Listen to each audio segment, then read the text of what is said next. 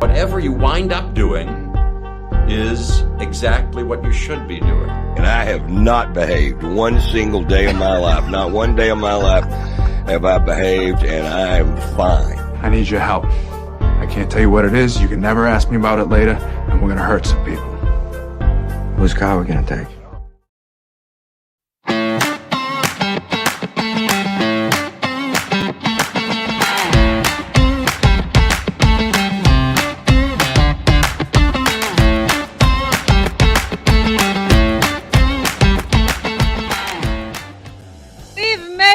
Hurrah! It is Friday. Happy Friday, all.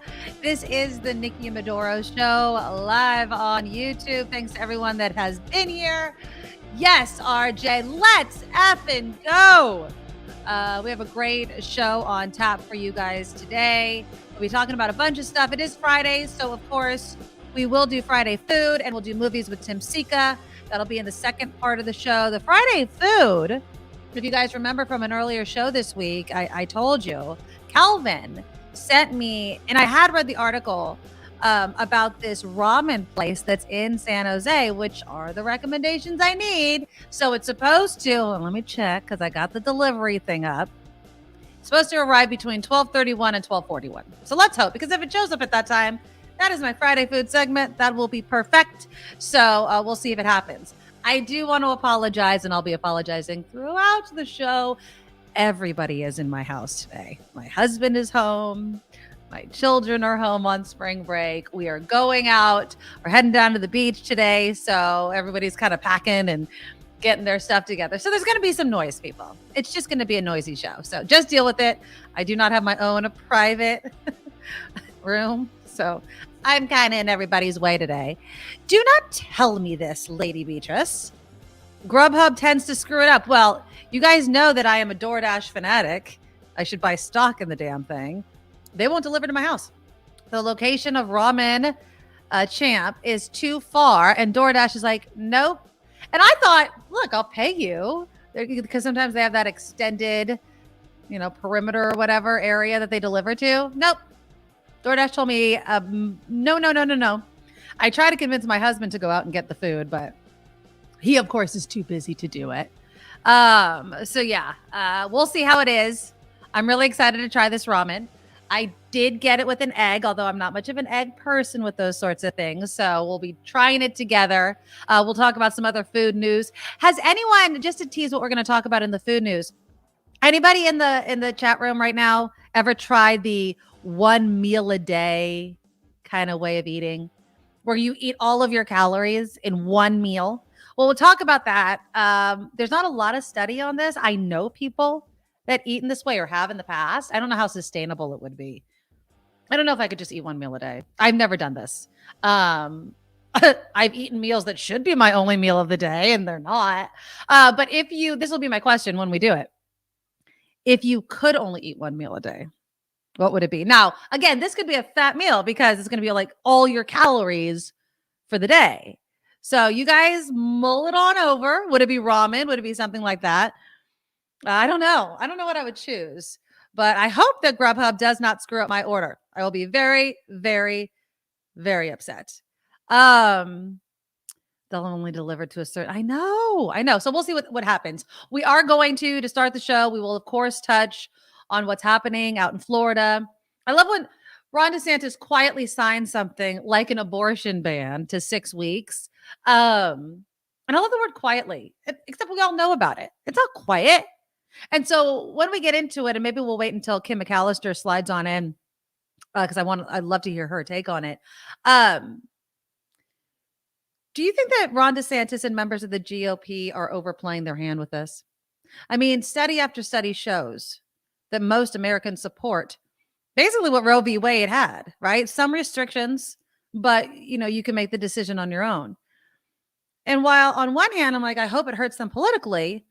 On the other hand, with gerrymandering and what's happening with the courts, I really feel like the will of the American people, most of the American people, is not being heard. And so we'll touch on that. Of course, the Justice Department, also another headline in this same kind of vein, asking the U.S. Supreme Court to preserve abortion pill access rules, mifepristone, and what have you.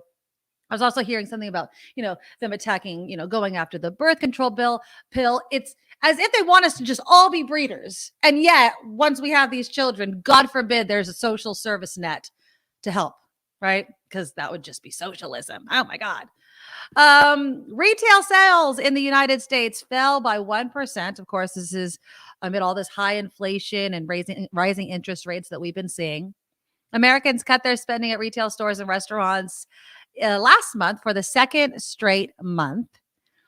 But here's my thing, and I'm not an economist. I'm just somebody that lives life. One of the things when I was listening to the news this morning about it is like sporting goods and all these sorts of stores that typically see higher retail sales haven't been seeing it. And I'm like, dude, it's cold. Like this spring and winter, and I will say across the United States with the flooding and the snow and all that, let it warm up a bit. People will spend the money. According to ABC News, consumers could rebound in the coming months as businesses are adding jobs and wages that have been rising at a historically rapid pace. Economists at Bank of America calculated that smaller tax refunds in March likely held back spending last month. Ding, ding, ding. I say that in Mother Nature. You get less of a refund, you're going to spend less money. It's amazing what money in your pocket can do. In an analysis of card spending by its customers, Bank of America found that spending in many areas rebounded in late March, including for airline tickets, entertainment, dining out, and groceries. Well, speaking of groceries, so you guys might remember if you followed me on Station X that I was really slow to the tap your credit card or tap your debit card to pay. I couldn't figure it out. I couldn't figure out how to use my phone. I still was inserting the chip and doing all that kind of stuff. Well, I'm a huge tapper now, right? I tap, tap, tap, tap, tap. I love it. I'm like, tap this and tap that. And da, da, da. Well, now I don't think I'm going to be tapping so damn much. Did you see this report? I'm going to play it for you. This, of course, Michael Finney with ABC7 will thank him for this report. Did you see this? Because this has made me really, really think twice before I start whipping out or even stepping close to those tap to pay machines. Here we go. I did not authorize a charge on my credit card, period. Destiny M is still fuming. Her credit card was charged at the grocery checkout without her knowing it. I felt violated. It began with a routine trip to Safeway. I got a thing of mixed berries, some long green beans. As usual, she paid for the groceries with cash, or tried to. I took out some money and handed it to the cashier. She takes the money and then she looks at the register and goes, oh, they already charged your American Express card. But how could that happen? Her credit card was still tucked inside her purse. She goes, oh, it does that sometimes. And there's nothing I can do about it. Sure enough, the tap-to-pay system reached into her purse and charged her credit card without her knowing it. She wasn't out any money, but it was troubling. Now I can't stop thinking about it because it's just wrong. After all, she says it was an unauthorized charge on her card, which she didn't want to use. They stole my personal information without my permission and my knowledge. She filed a fraud dispute with American Express, a police report, a complaint with the district attorney's office, and she called Safeway. And then she goes, it's all your fault. You should have had your credit cards protected. And I went, wow. Turns out her card has the newer RFID technology that lets you pay by tapping it on a payment terminal. Those cards have this symbol that looks like a series of curved lines. A store's payment terminal will pick up the radio frequency in the card to process a one-time payment. But the readers are only supposed to charge when a customer taps the card or holds it within a few centimeters of the panel. Safeway did not say why its readers charged her card while it was in her purse or how often this has happened. So I'm just going to pause it right there. I mean, what are you guys thinking? Would you, and I'm going to ask this, and Dave is jumping right before I was going to ask it. She needs an anti-RFID wallet. How many of you have those? Because it makes me want one. It absolutely makes me want one. Okay, let's finish out the report. Telling us a customer may inadvertently place their wallet or purse over a point of sale terminal, causing the payment to be applied to a credit card stored inside the wallet. We take corrective action when this occurs. As this technology is present in retailers of all sizes, this situation extends beyond Safeway. This is something that is happening, and it's happened to friends of mine and colleagues of mine. Consumer advocates say Destiny's experience seems rare, but could be growing. People just have got to be aware that if you've got chip cards and they're out there in your wallet, they can be read outside of the grocery store machine. Destiny now shields her credit cards with an aluminum sleeve. But so much of this is about principle, and that's a losing battle. I love her. Yeah. I mean, to me, the simple solution, and I'm going to go buy one. I'm literally going to go buy one, is to get one of those anti-RFID wallets. And you see them everywhere now. And then sometimes people are like, oh, that one's not any good. It's not really going to... Can we just have something that works and works universally? And if you sell it that way, that's what it is. It's really frustrating. Now, Nick, hold on. Nick's like, a police report, the woman is an idiot. Yeah, she didn't have anything stolen, but I do kind of agree with her that they took something from her. If, let's for instance say, that it read the card that had nothing on it or did an overdraft or something, there could be a consequence. She's like, no, I wanted to pay in cash. I should be able to pay in cash. I shouldn't have to worry that if I set my purse or my wallet too close to this machine that is sold, and specifically I'm told you have to tap it, right? I mean, that's the directions. I just feel like that's what that she has a point there. Now, are the police going to do anything about it? No, not at all. Let's see. Mo says RFID pocket have to be careful for the U.S. passport. Why? Why do you have to be careful with the passport? Explain that to me, Mo. J.E. says, makes you wonder if this will be the next form of stealing people's information. It's already happening. I mean, that's literally what happened to her. She literally had her information, her credit card information, stolen by this machine simply by being too close to it. Now, if you think about how close people get to you in line. I can imagine having a device that could snatch that kind of information. And Calvin, I'm not putting my purse, because that's what I do. I normally put my purse, well, not right by the reader because it's a little crowded right there, but probably over there. So it's right next to me. Keep that damn thing on my shoulder. Deidre says some banks require a police report in order to refund your stolen money. That could be a good point on why she did that. But the money wasn't stolen. It just wasn't the way that she wanted to pay. And here's the thing. And I don't know if you guys caught it at the beginning of the report. The store person told her, oh, it's already been paid. So it's not as if she paid twice. Because that would be my thing. Like if I put my purse and I pay in cash and then my credit card also gets charged, so I paid for something twice, that's a huge, huge problem. John says, I have a shielded wallet that prevents magnetic fields from erasing your cards. I did not think of using it to keep me from getting charged via RFID. Okay. It's just this technology that is supposed to make it easier. And it's not. It's making us scared to even use the technology.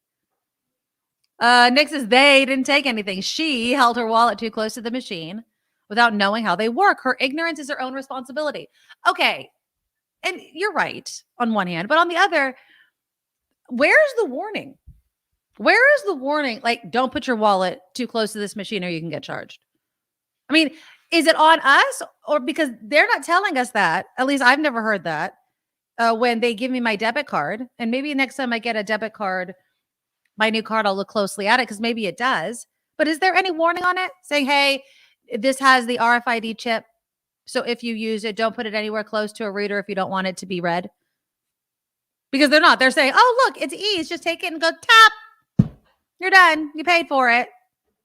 So, I mean, I hear what you're saying, but I don't think the average person is going to know that. Oh, N-Star says all issued U.S. passports after 2007 will have the RFID chip. If you have one that was issued before 2007, it will be replaced with a passport with a chip. All right.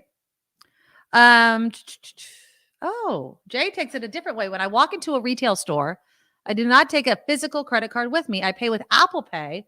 Only if they don't take Apple Pay, I go to the car and get my credit card. So you like the phone, which, because you have to open up your phone to use the Apple Pay or whatever. Okay, there we go. Yeah, David says RFID blocking sleeves are pretty cheap on Amazon and elsewhere.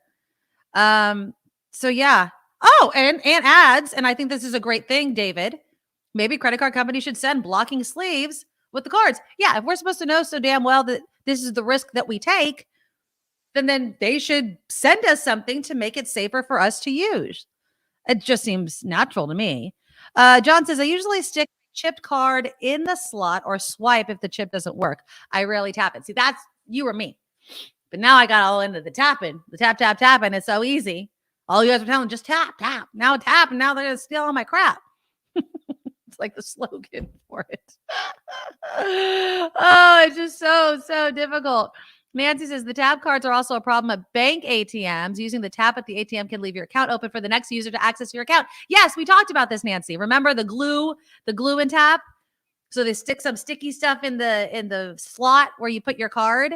And so they're like, oh, and then some helpful person right next to you says, oh, just tap it. And what happens is if you do not log completely out of your account, it stays open. And the next person can go in, it's still open, take some of your cash. Scammers everywhere, I swear. Heather says, blocking sleeves kind of suck, though. They bulk up your wallet, and that can be annoying. I think they make wallet. I know. It depends on the kind of wallet. Hold on. I'm a purse right here. So I have a huge wallet. This is not an RF. This is a nice little cute, softy wallet. No RFID. But if they, there's a hard cardboard in it. It would behoove. I guess some wallet makers. There goes my change. Some wallet makers to kind of put the sleeve in it. I don't know if it needs to be completely closed or the technology there. There's Kim McAllister. Hello, my friend. How are you? My wallet is more like a purse. Hi, welcome aboard. You open it, okay, you can open it, but then it has two little things. It's honestly more like a handbag. Yeah. It's like a little clutch that you got going. Right, exactly. When did wallets become this other thing? I could put my cell phone in it. For when you don't want to take your whole purse, you just want to grab the key elements and go. Do you use, and you guys can let me know in the comments as well, do you have one of those things that attaches to the back of your phone so that you keep all of your credit cards and everything in there? I don't, but Julia does. See, I find that to be, no offense to your child, really idiotic, because if you lose one, you lose everything. Like, oh, great. Now, not only have I lost my phone, I've lost my cards and everything with it. Well, and the thing is that all of in her case, her financial information, so she has a debit card, she can pay for things, right, but that's all in Apple Pay in the phone anyway. Yeah. So why do you need the card and the phone when you already have the card's information on the phone? Well, yeah, somebody was saying in the comments that they don't even bring their credit cards into retail stores. They just bring their Apple Pay, which I would say, and the reason we're talking about this, Kim, is I don't know if you saw the report on ABC7 with Michael Finney, that this woman went into the grocery store to buy something and she wanted to use cash, but because her card was so close to the reader, it charged her credit card instead. Oh. And so we want these RFID sleeves to kind of block the signal. Right. But all of these cards have them. All the new ones have them. And so, yeah, that's going to be on my to-do list, is to get one of these sleeves, because I don't, and you know me, I don't use credit cards. So it's my debit card, which we're trying to keep track of the money going in and going out. I don't need things going on my debit card that I don't want to go. I have a purse. Before COVID hit, or right when it hit, I was in Europe, and I bought this. It's my very first time. I've never been before. And I bought this purse, and this purse had, it's supposed to be this security purse, right? So it has this fabric that's hard to cut, so someone can't just come up and cut the strap of your purse. And it's got these little locking pouches and everything. And inside where you put your credit cards, it's got is it RFID or what do they call RFID, it? Yeah. It's got this, I don't know whether Locker. it's lead or duct tape, whatever. Yeah, a blocker. So someone can't walk by and just That's zap all your perfect. information from you. Yeah, That's maybe perfect. we need to start carrying that purse again. The Well, security purse. that's exactly it. Like carry Mhm. that purse and then get a sleeve for your cards. I mean, I'm just gonna get a sleeve for my card. Hopefully, I can get something because because I don't carry very many credit cards. I have one credit card and I have one debit card. So, and I don't need the credit card that much. I just carry it because just in case. Oh, Oh, interesting. Jim says yeah. you can request a card without the RFID. I did it with all my cards. But then doesn't Okay. that but I thought that the RFID and the chip, because it scrambles the thing, it helps you against people that are skimming your credit card information. Like I Right. thought there was a purpose of the chip, right? The chip Yeah. is what's supposed to be protecting us. They use it in Europe. Like we're way behind on the whole chip. Unless I have that completely backwards. I thought that that's the reason why we did the chip. Yeah. JE says, I use Apple Pay quite a bit, easy to use, and you have to confirm the transaction. And you have to confirm the transaction instead of just tapping the card. I'm assuming that's what you mean.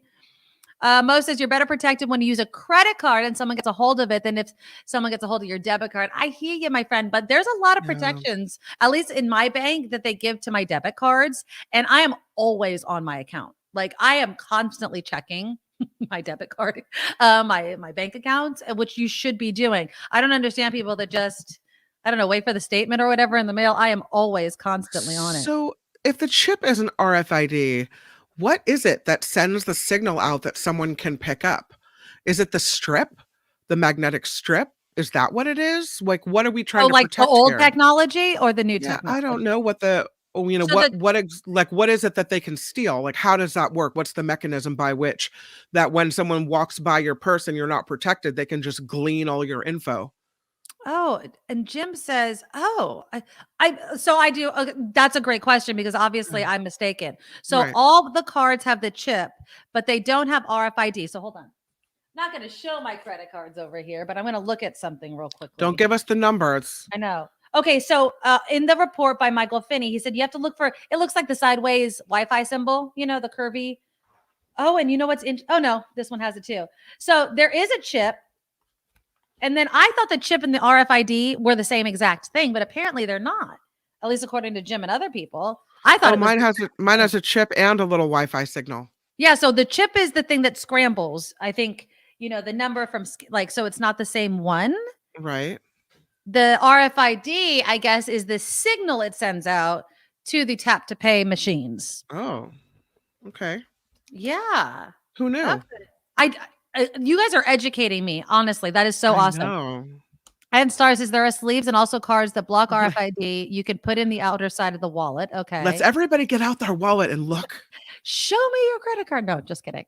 Yeah, Chris says it's a tiny radio transmitter. That's why it has that signal. That makes sense to me. But I thought now that you have even my debit card has it. Now that we all have our debit cards and credit cards out, let's go to the NikkiMedoroShow.com and click on that Patreon and PayPal link. There you go. There you go. I love it. So again, the NikkiMedoroShow.com. You can become a Medorable. I hadn't done any of that yet. I forgot to. By the way, I forgot to start the show. Please, you guys, click the thumbs up button right at the bottom of the show. We really, really, really do appreciate it. I know you're frozen. Do you want to come out? Yeah. You can go out and refresh. Go ahead. I'll read some more comments from people that are talking about this. But yes, you guys, please click the thumbs up. I do, while Kim refreshes, and I won't do this until she is back, I do have a bit of an announcement to make. I was going to do it while we eat.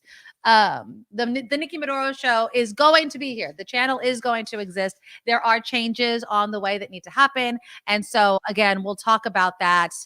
Let's talk about that after Kim's news, because I don't want to change this. Okay, so Nick said, just keep freezing up. I don't know why. It's weird. I know, but you look so cute when you freeze up. So Nick says the chips add a layer of encryption. RFID is an additional component that enables authorization via NFC. What's NFC stand for? Am I missing something? NFC. Yeah, I don't know. See, you've got Nick. Now you're way past us all. NFC. That sounds like NFT, and then I'm just like out. I don't know. Yeah. Let's see. Maybe authorization of when they check with your bank to make sure that you have the money in your account so that they can. Yeah, I don't know. I mean, okay, so at least I know now that those two things are separate. So that makes me okay. Yeah. Okay. And so Stanley says you need to keep your exposed card contacts clean or the POS cannot read your card. Okay. So just honestly be careful. I'm going to get an RFID blocker. And in all honesty, we would spend a lot more money if we just didn't use our cards to begin with. If you just got cash, although cash can be stolen. Some people don't take cash anymore. Yeah, there are some places they don't do it. They just have all they have is a kiosk with an iPad, and that's it. I don't like they don't deal in cash. So weird. Okay, speaking of cash, can I just show this real quickly? Because I want you to tell me, what would you do if this was you? So hold on. This happened in actual Oregon though. And it is one of those things where why am I never around when things like this happen? The events of last night really caused an uproar on social media for the Eugene and Springfield area. I was actually here last night walking with people who were searching for $100 bills that were thrown out of a speeding car. What? Police say it's at least $200,000. $200,000. Still combing the sides of the freeway, hoping to find more of the money, even though state police say it's all gone. They were unsuccessful at locating any, so the people that originally stopped on scene did a pretty good job of cleaning it all up. Lieutenant Jim Andrews says 38-year-old Colin Davis McCarthy drained his family's shared bank account and let it fly along the freeway. Unfortunately, Andrews said there was little they could do for the family because the account was shared. Because it's shared, they both have equal interests in the money. With dozens of people walking on the side of the freeway looking for the cash, Andrews says McCarthy could have been charged with the crime. The most likely thing that he could have been charged with in a situation like that where there is danger being created because of his actions is disorderly conduct. Potentially reckless endangering, but most likely disorderly conduct. And I know the troopers considered charging him with that or arresting him with that, but in conversation with him, they elected not to. The family says even though the odds are long, they're asking anyone who found any of the cash to please return it to Oregon State Police because it's very much needed by the family. All right. Now, I feel really bad for this family. Now, it's a shared bank account. I want to know the backstory. What makes you close out a bank account that has $200,000 and then let it fly on the freeway?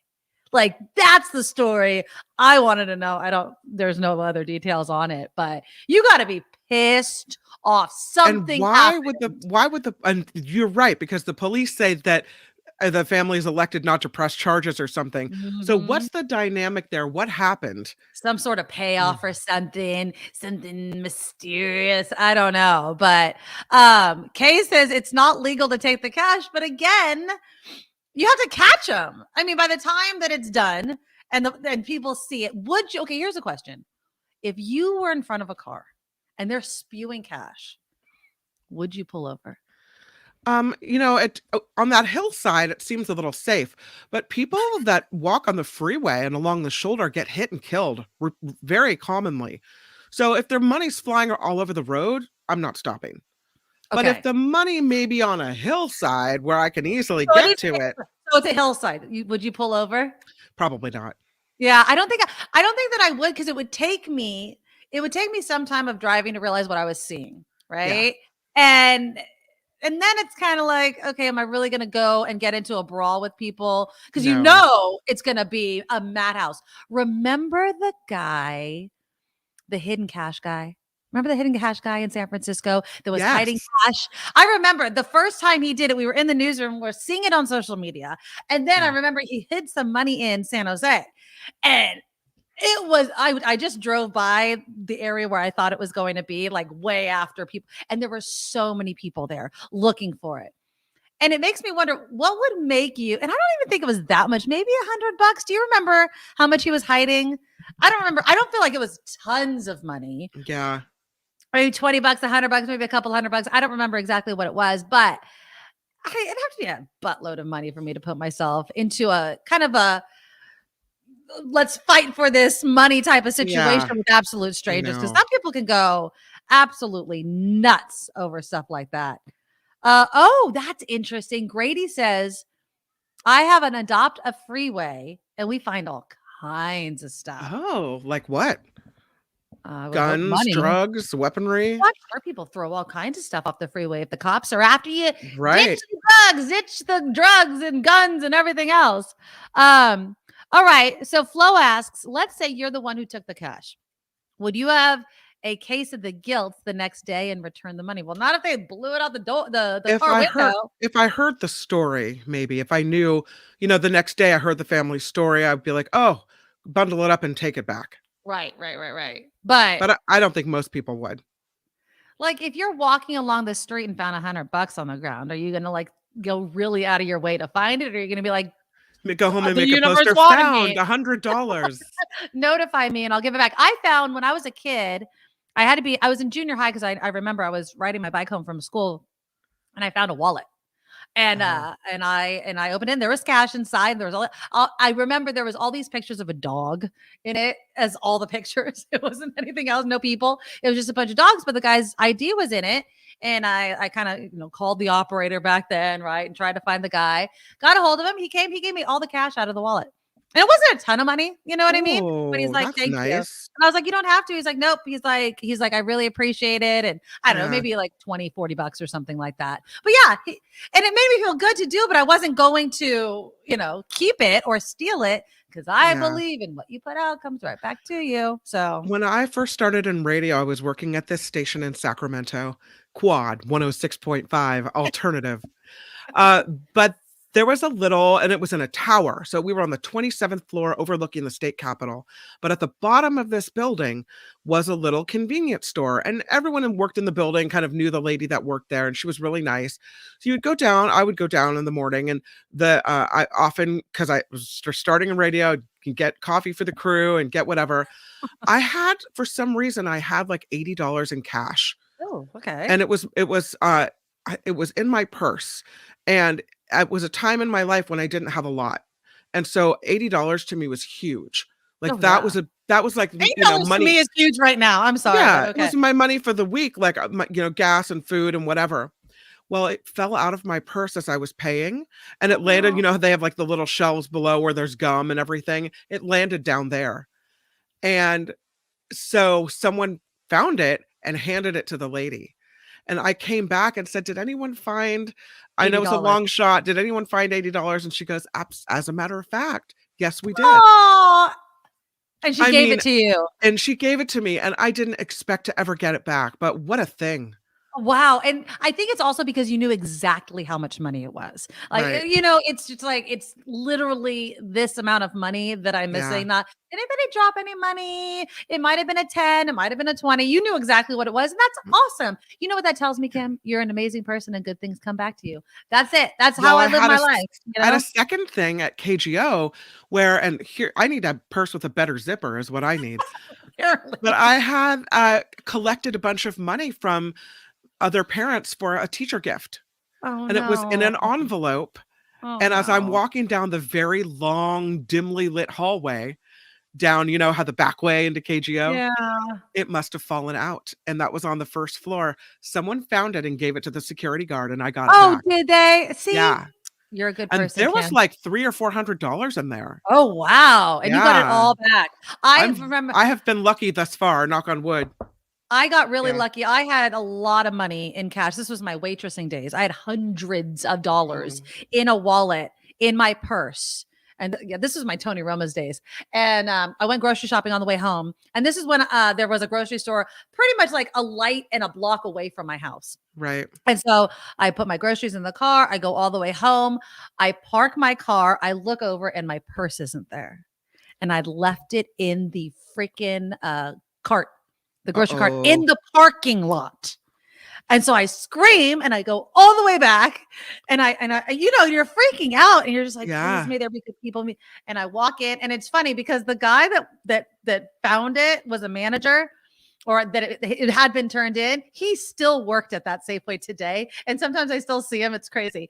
And I walk in and I'm freaking out. Anybody that knows me, you guys get it through this. When I'm excited, the whole world needs to stop and pay attention to me because there's a crisis on hand. And I walk in and it's like, I own the Safeway. I'm like, did anybody find a purse? Like, I'm just screaming. And the manager looks at me and he's like, I got it in my office. And I was like, oh, thank God. I mean, that was like my rent. That was my car payment. I lived in envelopes. Like all of my money was in there. And I was like freaking out. And to this day, I know he still looks at me like, you're the one that completely one envelope mishap away from a catastrophe. Yes, right? Exactly. It was really tough. It's really, really tough. All right. But yeah, if you find money and you can give it back. Have you ever found money and given it back though? I mean, the wallet was the only thing that I've ever. I mean, I found money. I find money in my own pockets doing the wash, but that's probably about it. I've never found a significant amount of money like that. These people that find bank bags, and I'm like, no, that doesn't happen to me. I found a gemstone once. I've never found cash, but I found I didn't know if it was real or not, but I found a gemstone once and I turned it into the police just in case. Nice. Hold on. I'm waiting for my food. I'm doing a Friday food. Oh, now it's not going to be ready. What? See, Lady Beatrice told me that. So I had to buy, I'm getting ramen. Calvin Wong, who's a great big listener and contributor to the show. He sent me this recommendation for Ramen Champ. And if you don't know Ramen Champ, or you didn't read the article that recently came out, their ramen isn't the skinny noodles. They're the thicker noodles, and they cut the meat thicker. That's their thing. It's a specific name for a type of ramen. He recommended it. It's in San Jose. DoorDash would not deliver it because apparently I'm too far away from the restaurant, but Grubhub will. And then Lady Beatrice was like, Grubhub kind of screws things up all the time. But the delivery guy, he's there, and now he's on his way. So it should be here rather quickly. So we will do that. We're going to do some news with Kim McAllister. I do have an announcement to make after Kim's news as well. I do want to talk, while we're staying in the food segment vein, of this. And apparently Amy and maybe some of you in the comments have heard of this. Have you heard of OMAD? 1 meal a day. It's where you just eat all of your calories in one huge, gigantic meal. And this is a diet for some. This is the way they eat. And so you guys let me know in the comments as we lead up to it. Would you ever do something like this? Like, could you truly just sit down and eat 1 meal a day, all of your calories? And what would be on that table? Because it's not as if you could just have, you could probably have a salad and pizza and pasta and everything. You just have to eat it all at one time. Could you do it? Let me know in the comments. And again, click that thumbs up button. It really helps support the show. YouTube loves it. It gives us and exposes us to people that are not yet familiar with the Nikki Medoro Show. The super chat is up and running. And let me give some shout outs to Joe Fong with a $10 super sticker. Thank you, Joe. And Gary D. Can't give $100, but how about a 20? Thank you, awesome. Gary. We will definitely take that 20. Is that Gary Dietrich or another Gary D? Oh, I don't know. Yeah. Hey, Gary D. Is it Gary Dietrich or not? But either way, thank you guys so much. And yes, the super chat is live. Just look for the $sign and you can donate to the show. We do go back and read the comments for all of you that watch in replay, which from the numbers, it's most of you are watching it in replay because it's hard to watch the show in the middle of the day. And if you'd like to become a Patreon supporter, we would truly appreciate that. Yep. It's crowdfunded. This is the way that we make any money off the show. So just go to the NikkiMedoroShow.com, NikkiMedoroShow.com. I also had a listener, and forgive me, I forget the name. It was a woman that emailed wanting to use her credit card. But Patreon's monthly. So there's a couple of options. You could do PayPal, and I believe you can use a credit card on PayPal, right? Yeah. So you can go to PayPal, the NikkiMedoroShow@gmail.com. Also on Patreon, you can make your donation and then just cancel it. Not cancel that one. They'll take your money. They've charged it. And I guess like the next day you can go back and cancel the monthly donation. Right. Yeah, that kind of thing. So if you want to do that, you could do it that way and set an alert on your phone. Obviously I'd love for you to be a monthly subscriber, but if you can only do it once, we appreciate all of you. Set an alert on your phone and be like, go to Patreon and cancel it. And I don't believe it should be too difficult to do it. And then of course there's merch at our shop, the NikkiMedoroShop.com. All of these links though, if you have to remember one website, it's the NikkiMedoroShow.com. And again, Kim, I was letting people know that, It might be a bit loud in the house because everybody is home today. So it's spring break. Husband's home. We're going to the beach. So he's home early. So we're getting it all done. So if you hear stuff happening, that's what's going on. All right. Kim's news, and then we'll talk some food next. Now, from around the world to up your street, the Nikki Medoro Show presents News Czar Kim McAllister. And the show could be sponsored by you. If you are looking for sponsorship opportunities, we'd love to talk to you. Email us at thenikkimedoroshow@gmail.com. Let's start by discussing abortion, shall we? Because the Justice Department and the maker of a commonly used abortion pill are now asking the Supreme Court to intervene in lower court rulings threatening access to this medication.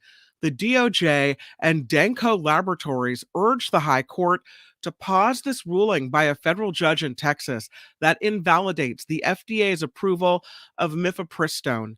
The company argued it would be irreparably harmed if the decision goes into effect because it would be unable then to conduct its business nationwide, and that is serious. So we will see if the Supreme Court manages to take this up or not, but it's definitely a case that we are watching and following. San Francisco District Attorney now responding to social media posts that say that the city is soft on crime. Since this incident happened, since waking up to Elon Musk's tweet, my office has worked hard to actually tell people not to make assumptions about this case. That is San Francisco District Attorney Brooke Jenkins. She says the city will hold the stabbing suspect of Cash App founder Bob Lee accountable. San Francisco police say Nima Momeni and Lee knew each other, that this was not a random crime. Authorities are investigating, though, the motive behind this stabbing. Many remote federal workers will soon be able to, or soon have to, I should say, return to the office. Let me go back to the pictures. Oh, I had a picture of San Francisco DA Brooke Jenkins. There she is.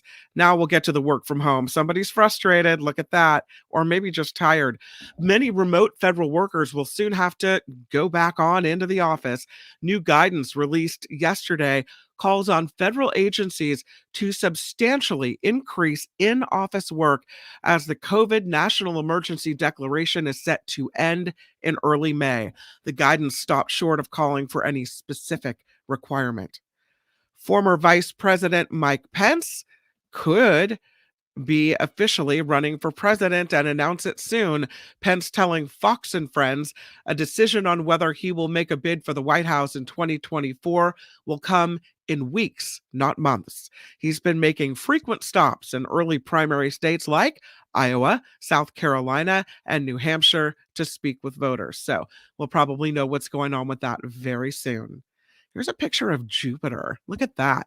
The European Space Agency is now sending a spacecraft to explore Jupiter and its biggest moons. JUICE, which stands for the Jupiter Icy Moons Explorer mission, launched this morning from Europe's spaceport in French Guiana.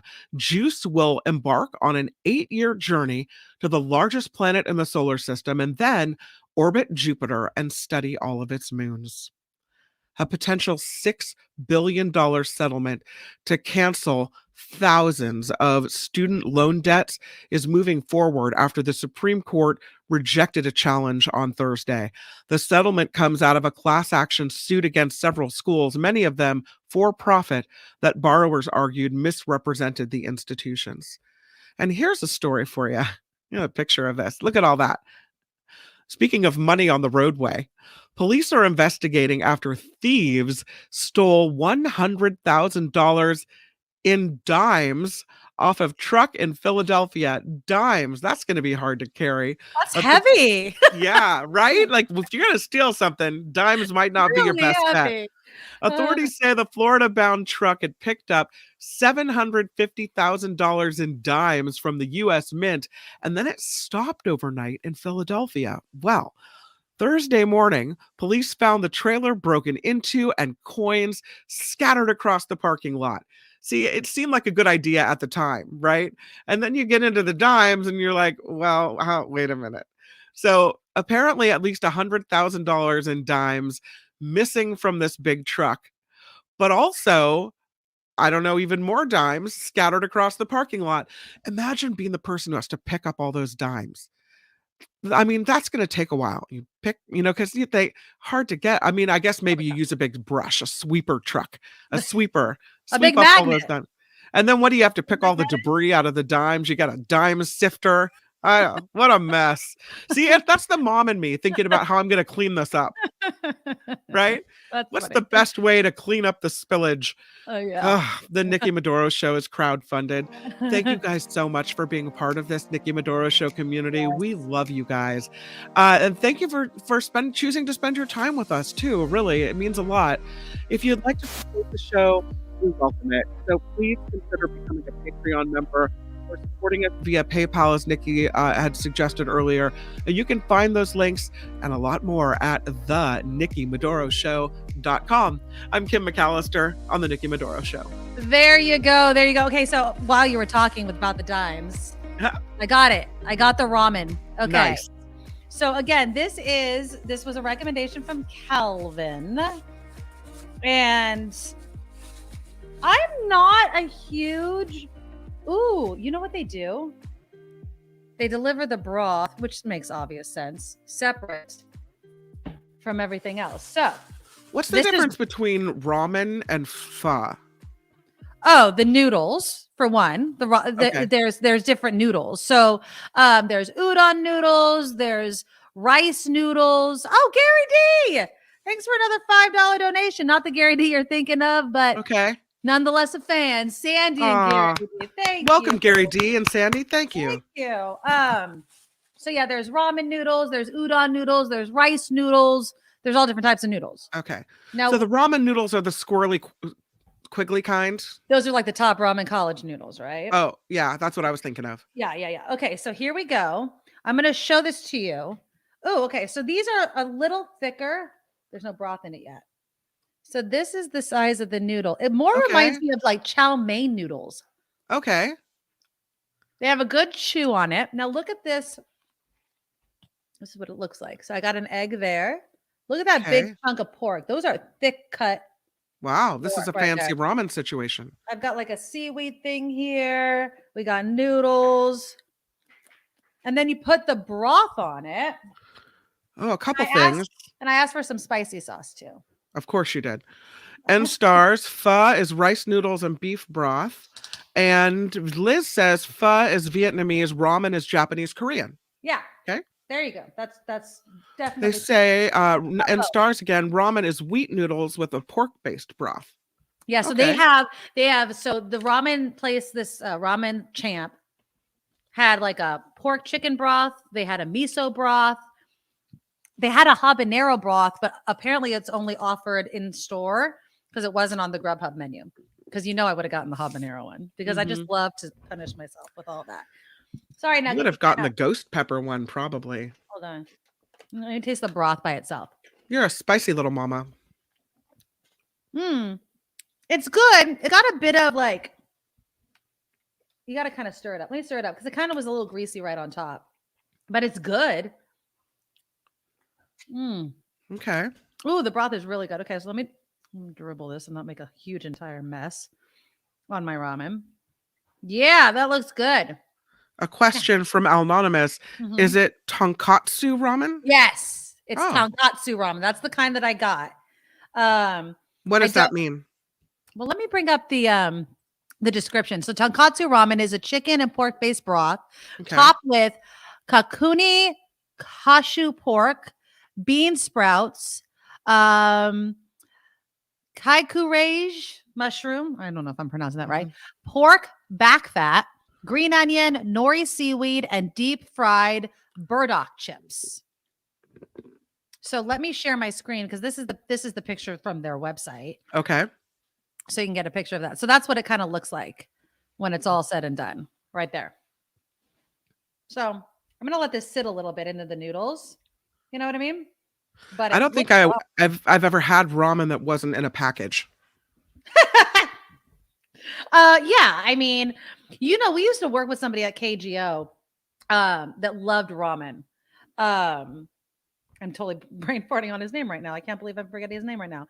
But he loved ramen. He was dating a woman that loved ramen and would bring him to all the San Francisco ramen places. And I need a fork. I'm so not talented. Ron is with me. I'm with you, Ron, because I didn't know either. Thank you, N Stars and Liz. It's good information, says Ron. Didn't know the differences. Nikki, you're making me hungry, apparently. I don't know why you guys aren't eating lunch with me every day at 12:30. I tell you guys this every Friday, but okay, go ahead. Is it clear your sinus is hot? Because that's what I need. So, yeah. And Ms. Organic says, now I want some ramen. Yeah, that's the whole point of me doing this. I think we should make it a kind of a show packed with everyone in the chat, this whole family we have here. How many times do I have to tell you that Friday's food segment? I mean, sometime this weekend we go out and we try ramen, because a lot of us, I've never had ramen. So other than, send me your stuff, and if you send me videos, the microwave or even ramen. A picture, you don't even make it on the stove. You're like, I'm just throwing it. I'm getting my cup of noodles and throwing it in the microwave. You're too funny, my friend. I absolutely love you. Yeah, if you guys take pictures or try something, send me pictures and I will include you in the show. On that note, should we make the announcement now? Yeah, wait, one more. I have this because SF Tesla says Chinese insist on eating fresh noodles prepared the same day. So I guess my noodles out of a package won't work. But I feel like, yes, it's time for the big announcement. And if you have a mouthful of food, maybe we'll have to wait. I'll just shove it in my mouth. Okay, people. Yeah. So this show, don't do the it's going to be okay. It's going to be absolutely okay. So I love doing this show. I love doing this show with Kim McAllister. I think we have a great time. Yeah. I will say this. Starting off the show today, for instance, what did we talk about? We talked about money. We talked about wallets. We talked about food. Kim and I would love getting into parenting, our different styles. This show, I foresee evolving to doing more of those type of topics. Yeah. And there's a reason why I'm saying that. One, like yesterday, for instance, Kim, I was cracking up about our conversation that went from James Bond to different actors. Like the community that we have formed here, I think we have a great time with.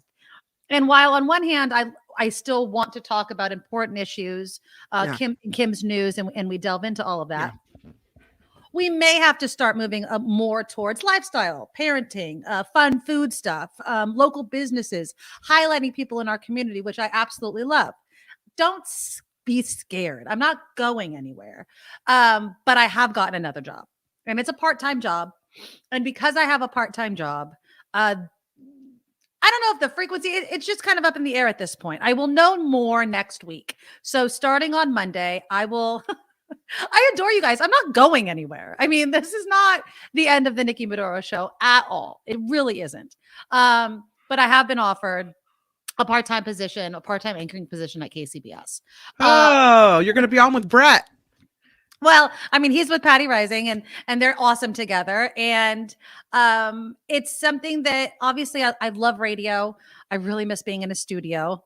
I love doing this though. I really do. Yeah. And Kim's right. We all got to pay the bills. And that's really honestly, on one hand, it's KCBS, right? I mean, they're iconic and what have you. And I'm honored. On the other, I'm stoked that they offered me the position. But so in that vein, some of this is going to have to change, but I'm still doing the show. So it might be some recorded segments. Yes. Mindy, yes. Pat Thurston is still doing part-time there as well. I'm excited to see Brett. I'm not excited about driving in the commute, but again, it's only part-time. And really part-time because you guys all are aware of the issues that I have here at home that I need to be here for. And I need the flexibility. So I don't know exactly. Monday is the day that I'm going to go in to sign paperwork, to do all the training kind of stuff. And yeah, I mean, what's really funny, Kim, is we talk about this all the time. KCBS and KGO have always kind of been not competitors because we did different things. At least we rivals, rivals, kind of like friendly rivals. The reporters all knew each other. The anchors all knew each other. I always considered myself more of a KGO type of person. Talk, right? And I loved that about them. But I also have this news. I started as a reporter, a news anchor, obviously, and so I'm excited in that vein. And the reason that I'm saying I want to kind of transition this show to not necessarily lighter things, but more lifestyle, what's happening at your dinner table, what are the conversations you have with your kids, is because I'll be talking about news a lot during the day at KCBS. And so I want this place to be a place where we can have different types of conversations, if that makes sense. Now, of course, I can't ignore things. I have an opinion. I might have to temper it. We got to clarify all those things with my new boss. But thank you guys. I really appreciate it. Thank you, Janet. I'll listen to you wherever you are. And again, Kim, we have way too much fun doing this show together that it's not going away. Okay. Right. It might, the frequency or the time or whether it's live or recorded might change, but I foresee it continuing. And I love the topics that we do. And I think that we can really make it work. And so I'm still asking for your support. I still, want you guys to be here and be part of the conversation. I've been kind of putting off this announcement until I actually knew that I was going to be going in. And I was notified yesterday that I would. So, I really don't want you guys to think I was hiding anything from you, but I wanted to make one announcement when I knew more stuff. And so thank you. And we're still going to be here. So it's not sad. It's not going away. It's not goodbye or anything like that. It's just going to be an adjustment. And when I'm on KCBS, you guys will know. I'll let you know. Right? I'm not doing the show today. I'm at KCBS. Turn on your radio, and they're excellent at what they do over there. Hence why they have been the leader, right, in doing that sort of thing. Right. So I'm excited to join the team, but I'm also excited to continue doing this. So, and just to say that, first of all, we live in the Bay Area. Right. So while you guys have been so generous and so amazing and so supportive in trying to keep the show going for us, it's the Bay Area. We've all got mortgages that are in the thousands and thousands of dollars, right? So we've got at some point you have to think, okay, what financially is best for my family? Having said that, while I completely understand having to take other work, we're still going to try to keep this show going. Yes, exactly. We're still going to try to have fun together, to be here for you. So while you might notice a couple tweaks here and there, we're still here for you. We're still going to make it happen. So exactly. And I love you, Tony. I get it. This does change everything. Congratulations, but less of you is not good. Watching what you say is going to be tough to swallow. Hope it works. Ultimate congratulations, though. Yeah, but again, I can do it. And again, it's only I don't have to watch what I say though, Tony. Exactly. Just saying. Blame it on Kim. I was like, I don't know. This woman that I keep having on the show, she has quite the opinion. She's got the big mouth over here. Yip, yap, yip, yap. But never know what she's gonna say. I did not, and we did not launch this show to just let it fade away. So it's going to be here. So don't unsubscribe or anything like that, because it is going to be here. Okay.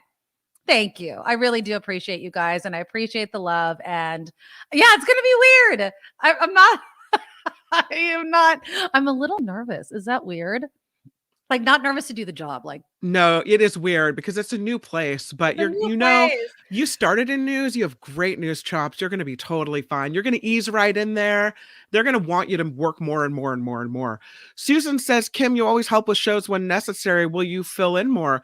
I'll tell you guys what, I will fill in whenever Nikki has to work and she can't be here, or maybe we'll record the show and play it back. So you always have something here for you. If you are, if you kind of have gotten into the habit of us being here at a certain time, more than happy. So I will be here for Nikki and for everyone else whenever needed. Absolutely. Yeah. Thank you. And honestly, it's the conversations that we have together. So I really do want it to be us. I think that's the thing. People are like, are you going to do your own show?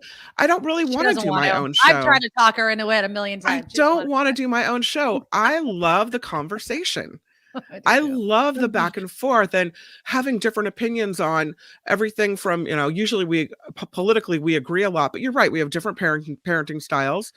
Yep. And it's so awesome to be able to talk about that and not do it with judgment, right? Yeah. And to do it as friends and to be like, you do this, wow, well, I do it this way, and have that be okay. Or, you make fun of me for a lot of things, and I make fun of you right back. And these are the moments that I just love. So no, I don't want to be here by myself. I want to be with you. Yeah. Exactly. And I'm not going to bail. I'm really not. And as far as my opinions, Tony, I hear you. But again, I think it's just going to be not that you can't quiet me, right? It's not going to be like that, but I do need to feel things out first. And I need money to come in both ways, if that makes sense, So, and I appreciate Flo and all of you that are still going to be supporters, because we still need you guys to support the show.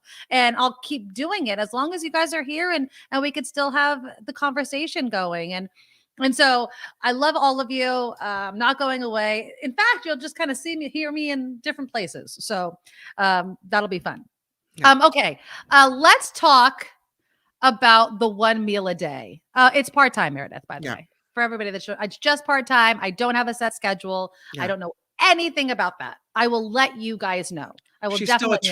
She's a trainee. I'm a trainee. I haven't even gone in for my first day of training. That's happening on Monday. So I will not be here on Monday. If Kim wants to do a show, absolutely. But I will be back in the commute at the early morning hours driving into San Francisco. So I have not applied. I do not want to drive into San Francisco. I kind of like this whole living in Petaluma, working in my office situation. I know. I like it. Again, all of the questions that you're asking Kim, I have told her. Start your own show? Nope. Want to apply to KCBS? Nope. Okay. Yes, Lori, we do. And we might have to do that. So absolutely. It will always be the Nikki Medoro Show. I'm kind of featuring, right? But absolutely. Yeah, it's going to be great. And it might evolve and it might change. And that's just the way that this whole weird online business works. And I miss Pat too. I mean, she's doing great at KCBS. She really is. No, it isn't, Meredith. No, it is not talk radio. No, it is all straight news. And that's what they've been doing for years. And they're good at it.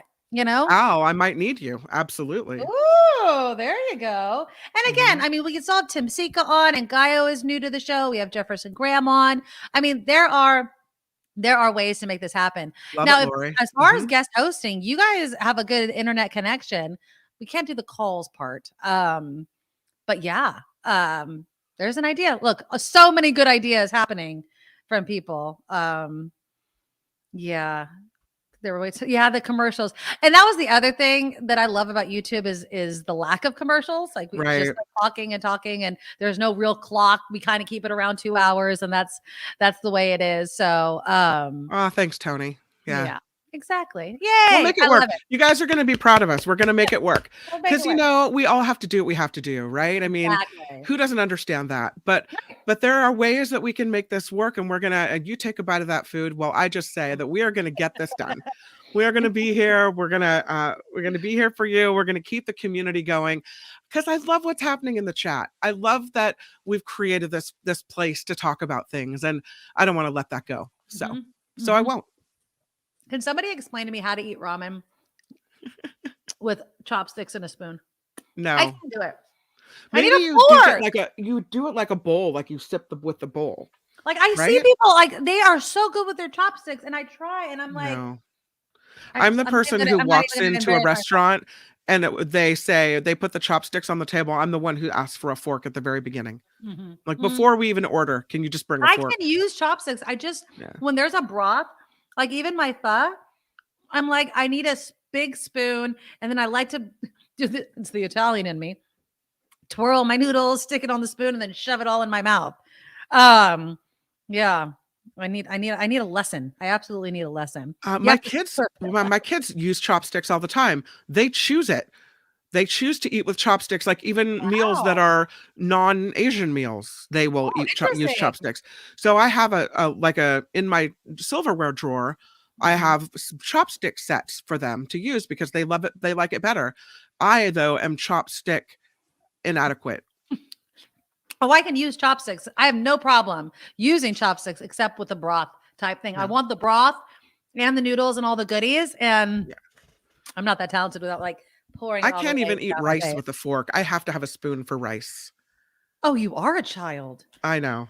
You have to eat rice with a spoon? I'm a mess. Otherwise, I mean, who designed rice to be eaten with a fork? If you eat it with the fork, the rice is all crumbling off and falling everywhere. What are you doing? Shaking it like it's a sifter? I mean, come on. Just shove it in your mouth. What the hell are you doing? There's a drop. Just shove it in your mouth. Or your rice is so loose. Like, are you cooking your rice? I mean, is it just dry rice that you're eating with a spoon? Have you steamed it? I mean, it should be fluffier. Yeah, Ron's like, I'd starve if I only used chopsticks. It's a great way of losing weight, I guess, if you only eat. I guess. Give me chopsticks. Then I'll lose some poundage. One chopstick and then I'd lose weight. There you go. That is apparently N Star says you have to slurp ramen. Yeah, I mean, I get it, but and you have to do it loudly. But like a lot of slurping. So like, yeah, like I'll see. Okay, and I'm just gonna pretend. You gotta pick the bowl up. Yeah, I have to pick the bowl up, and then I don't think you're supposed to use the chopsticks. I think you just put the bowl to your lips. You do. You have to use the chopsticks. How else are you gonna get this stuff? You're just gonna like shove. Yeah, you take the bowl in your hands and you. That's what you do. That was my slurping noise. Here's the egg. The egg's pretty good. It's a little more done, but I think it's because it's been in the ramen. It's good. Thank you, Susan Roberts, for the nice words that you said. She says she's glad that you and the other oldies from KGO, are we oldies? Oh. Yeah, we're the oldies and the goodies. We've managed to succeed with all the great guests, and they're having them here on YouTube. You are truly made a negative situation work out. It's true, except for the financial situation. I mean, yeah, absolutely.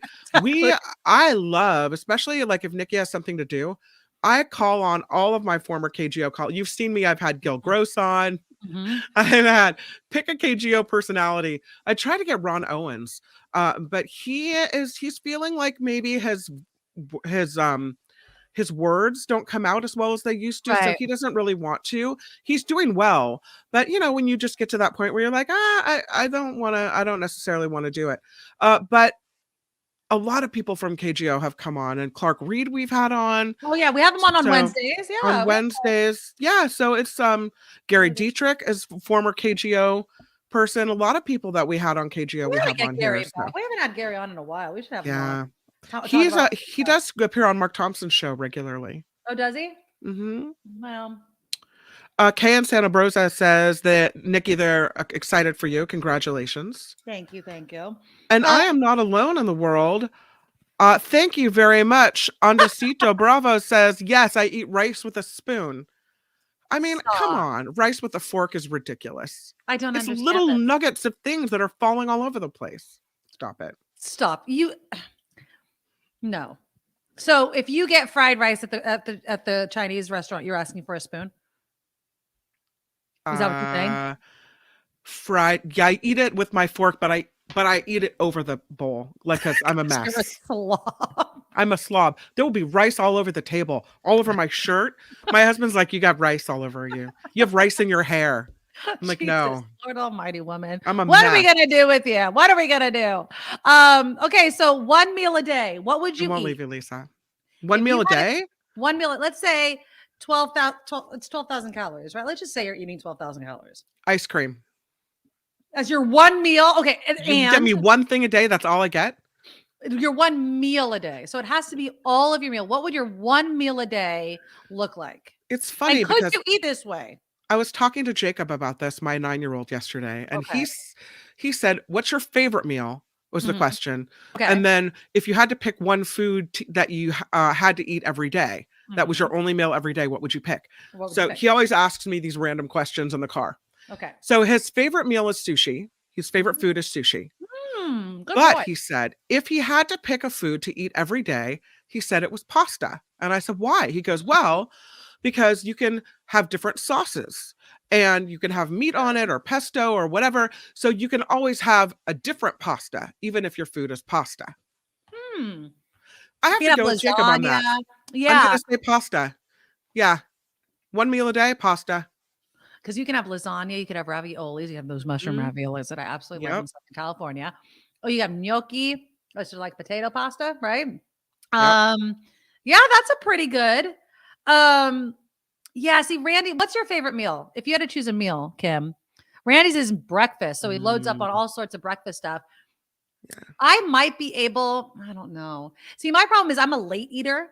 I don't really eat breakfast. Like Fridays are the day this is the earliest I ever eat is on Fridays. Because we do it during the show. Normally, I don't start eating until 2, 3. Sometimes I go as late as 4. before I've actually eaten anything. I'll just have coffee and stuff like that. Amy says, I eat everything with chopsticks, chips, fruit, everything. Amy is likely very thin and trim and in shape. Can you imagine long as eating it's chips sliced. with a chopstick? Like, I mean, chips are usually like one at a time with a chopstick. You'd only eat like 5 chips. Square says that they'd eat tacos because of the variety. Yeah. Jacob's right. Pasta has variety. Yeah. Cheryl already pretty much does that. Vegetables with broth or tomato sauce with oregano and pasta or noodles and either chicken or fish. It keeps my weight stable. So Cheryl, good. You only eat that once a day and you don't eat anything else outside of that meal? Because that's what they're saying. So let me go to the story. So they're looking at the science behind OMAD, or 1 meal a day. There's only been one study that's looked at it in humans. They've done a bunch of it on animals. In this study, people were given the same number of calories to eat each day for the study's duration. For half the study, participants ate these calories in a single meal before switching and eating their daily calories split into 3 meals. Each meal pattern was only followed for an 11-day period, so it wasn't that long. The meal was taken between 5 and 7. So in 2 hours, they had to eat all the calories for their day. When participants ate just 1 meal per day, they saw a greater reduction in their body weight and fat mass. However, participants also had greater reductions in lean mass and bone density when eating just 1 meal a day. This could lead to reduced muscle function and a greater risk of bone fractures if the diet was to be followed for a longer period. Wow. So obviously they need to study it more. Other downsides, it could be obviously difficult to meet your nutritional requirements because look, we're asking, what meal do you want? So Jacob's says pasta. Is he adding vegetables to the pasta? Enough vegetables to kind of equal all the vitamins that you need? You know, it's hard to get it all in at one time. Plus, I feel like I get full and then hungry really quickly. Yeah. It just would be so difficult for me. I want to answer this question from Deidre. Okay. How will we know when you will be live on YouTube? So hit the bell. Yeah, tell her about the bell. You have to hit the bell. So if you're on YouTube right now listening to it, hit the bell and it'll notify you through the email that you set up to when I have a new show or new content. I'll also be posting it on my socials. I mean, I'm going to have to be better at doing that way earlier than I do it right now, which is like right before the show. I put the show tease up because I'll hopefully know my schedule and what days we're going to do it. And so I will definitely let you know. It may be a bit of an adjustment. You guys let me know if you're seeing the reminders too. I need to know if the bell's working, right? I need to know all of those sorts of things. So I will definitely be putting it on Facebook, on YouTube. I'll do little shorts like I have been doing. And so, there will definitely be a way of doing that. So let me, I think I can I show you? Right. Okay. Let me show you because I can show you exactly where the bell is. It's important that we're all on the same page. As I slurp. Yeah. So here's what it looks like on YouTube, right? Let's see if it pops up here. Okay. Yeah. Here's us. Look at us. There we are. There you are shoving your face full of ramen. But if you go down, you'll see where the show logo is right here. That's the Nikki Medoro Show. And then right here where I'm hovering, I don't know if you can see my little cursor moving. Right here is that bell, right? And that's where you can click subscribed and you click on the bell. When you click on the bell, every time we go live, you get a little notification that pops up that says, hey, the Nikki Medoro Show is going on. Boom, you're in. So, but make sure even if you can't catch it live, you can always catch our shows recorded. So, and that will follow. So if we record a show anytime and maybe you missed the bell or whatever, you can always go back and listen to it in the recorded version. I dropped my chopstick. Oh no. Drama crisis has unfolded. Well, now you have dirty chopsticks. I know. Now you have to slurp out of the bowl. I'm going to take a pause from the darn thing anyway. All right. We're going to pause slurping it because it's getting kind of cold and I want to heat it up and make it extra, extra hot. So, but I to put a fine note on this, the ramen champ, I found it to be very good when I was reading some of the reviews. And again, this can be found in San Jose. A lot of people didn't like the thicker noodle. And when I kept reading these reviews, I was like, I was imagining like egg noodles. I was like, how thick are we talking about here? Those are just like Chow mein noodles. That's Right. a traditional chow mein noodle. That's what that reminds me of. Okay. Ooh, Anonymous says it's steak and potatoes. That would be his daily. Beef and potatoes. Yes, because beef is versatile and potatoes are versatile. So, but again, where's your veggie? Steak and sweet potatoes, hamburger. From Canyon. I don't know where the Canyon Inn is, but now I want to go try the thing there. Mindy says love the King Arthur Supreme Pizza. Are you talking about Round Table? Because if you talk about Round Table, and I'm a meat eater, okay, but their gourmet veggie pizza is so good. It has a white garlic sauce, not the red sauce, and the vegetables and everything on it. Yeah. It's the only vegetable pizza I like. I mean, obviously other places make it, but with the white sauce and the veg, oh, it's so good. I get it without green onions because I don't really care for green onions. Dim sum and cake. Cake. I'm with you on cake. You gotta have dessert. You definitely have to have dessert. I mean, I've seen videos of people with their 1 meal a day meals, and it's like pizza and burritos and apples, and they try to fit it all in. I can't eat like that. No, she's eating ramen, Karen. Ramen. I mean, Jim says 1 meal a day, pizza, and then the toppings would rotate. I feel like I'd get tired of it. I really do. With different toppings, even? Yeah, I feel like just seeing a pizza, no matter what the toppings are, would kind of gross me out. You know what I mean? Yeah. Yeah, Randy loves the breakfast. But I feel like if you made your 1 meal a day early in the day, it would last you longer, right? Because that's what they say. If you eat breakfast, it stays with you. Mm-hmm. You don't become so hungry. But when I stay up at night and I'm watching, let's say, a TV show, when I finally get to sit my butt down and do that, I like to snack on something. So it would blow the whole 1 meal a day out of the water. So J.E. Blake's all up with the elk steak, the garlic mashies, the steamed veggies, and the green salad. That's pretty healthy sounding. See, I'm loving this segment. German schnitzel. Oh, I love schnitzel. Southern German potato salad. It's vinegar based. Oh, yeah, buddy. That sounds delicious. I love schnitzel. That is literally my favorite. Hello, Nugget. Fried rice I saw with veggies and Spam. That's bomb. Are you a Spam eater, Tim? No, I'm not. Yeah. She said, do you hear the judgment in her voice over the Spam? Spam is which good. you would think I would be, because usually I'm all things Hawaii. Yeah. And per capita, the Hawaiians have more of the Spam market covered than any other state. But I just, can't do fake meat. Mystery meat, don't. It's not fake meat. It's real meat. It's what's in there, Nikki? What's in there? Spiced ham. That's why it's called Spam. Uh-huh.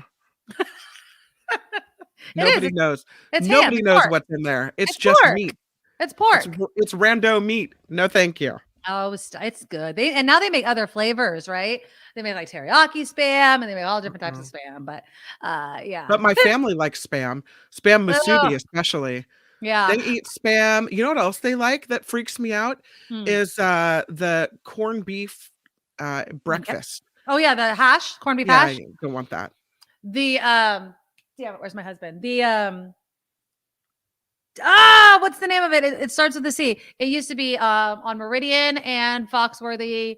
It was damn it, if my husband was in the house, he would be yelling at me. Anyways, it was this restaurant. They used to be there, but the Rite Aid's there now.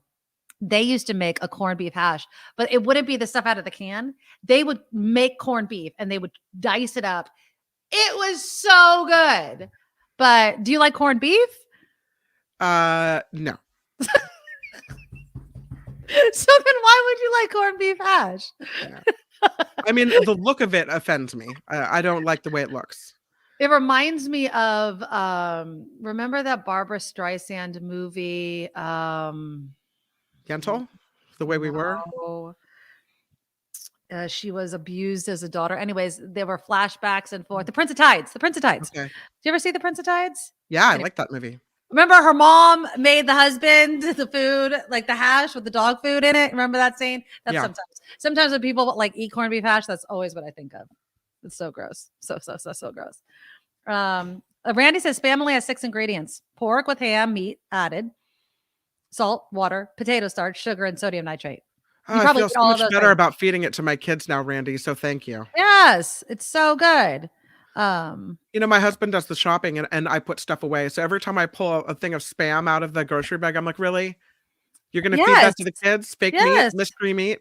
But so thank you, Randy. Much Do you know how appreciated. much crap kids probably eat that's way worse than Spam? Absolutely. So much worse than Spam. All right. Well, I'm loving all the food talk. I love people like, this segment always makes me hungry. I told you guys when I started this Friday food segment, bring your food for the segment. I specifically do it during lunchtime, so it's not that difficult.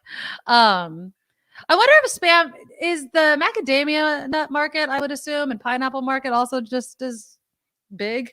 And Probably. They it in Hawaii. This guy, Hawaii by has the a way, corner on a lot of things. This guy that's right here, Dino, he was my first boyfriend. Are you serious? Yep. Hi, Dino. Give us some details on what it was like to date Kim McAllister. Don't do that. Don't do that. How old were you when you dated him? Oh my God, I must have been junior, senior in high school. Yeah. Okay. You had your first boyfriend in your junior year of high school? Yeah. Oh. I was a late bloomer. Stop it. I'm sorry. I was like, I mean, okay, sorry. Late bloomer, you found the love of your life. That's great. It would surprise me. You're a cheerleader in high school. I thought that you would have been dating all the boys. So, no, okay. Well, Dino, if you want to, let us know in the comments any little things that we could tease Kim McAllister about, you are free to do so. You have my permission. You're okay. so funny. All right, let's move on. Oh, let's talk about. Do you want to talk about the Dalai Lama again, or do you want to talk about it? Okay, because I got this viewer message yesterday on my social media feeds. Because remember, we were talking about the Dalai Lama, and I showed you that disturbing video of him. He put his forehead to the kid's head, and he asked the kid to give him a kiss, and then he asked the kid to suck his tongue. And I said, I don't care what religion you are. That's not appropriate. You don't ask a child to do that. I don't care. And so this viewer asked the child to kiss him and suck his tongue. Not okay. So this viewer writes into me and she says, you're jumping to the wrong conclusion by taking and believing this completely out of context. Please research the cultural differences and understand the translation. Better yet, look it up on the Elephant Journal. Now, I'm sorry. I watched that video. He said the words, suck my tongue. No, you suck my tongue. That's what he said. Yeah. There was no translator. He said it.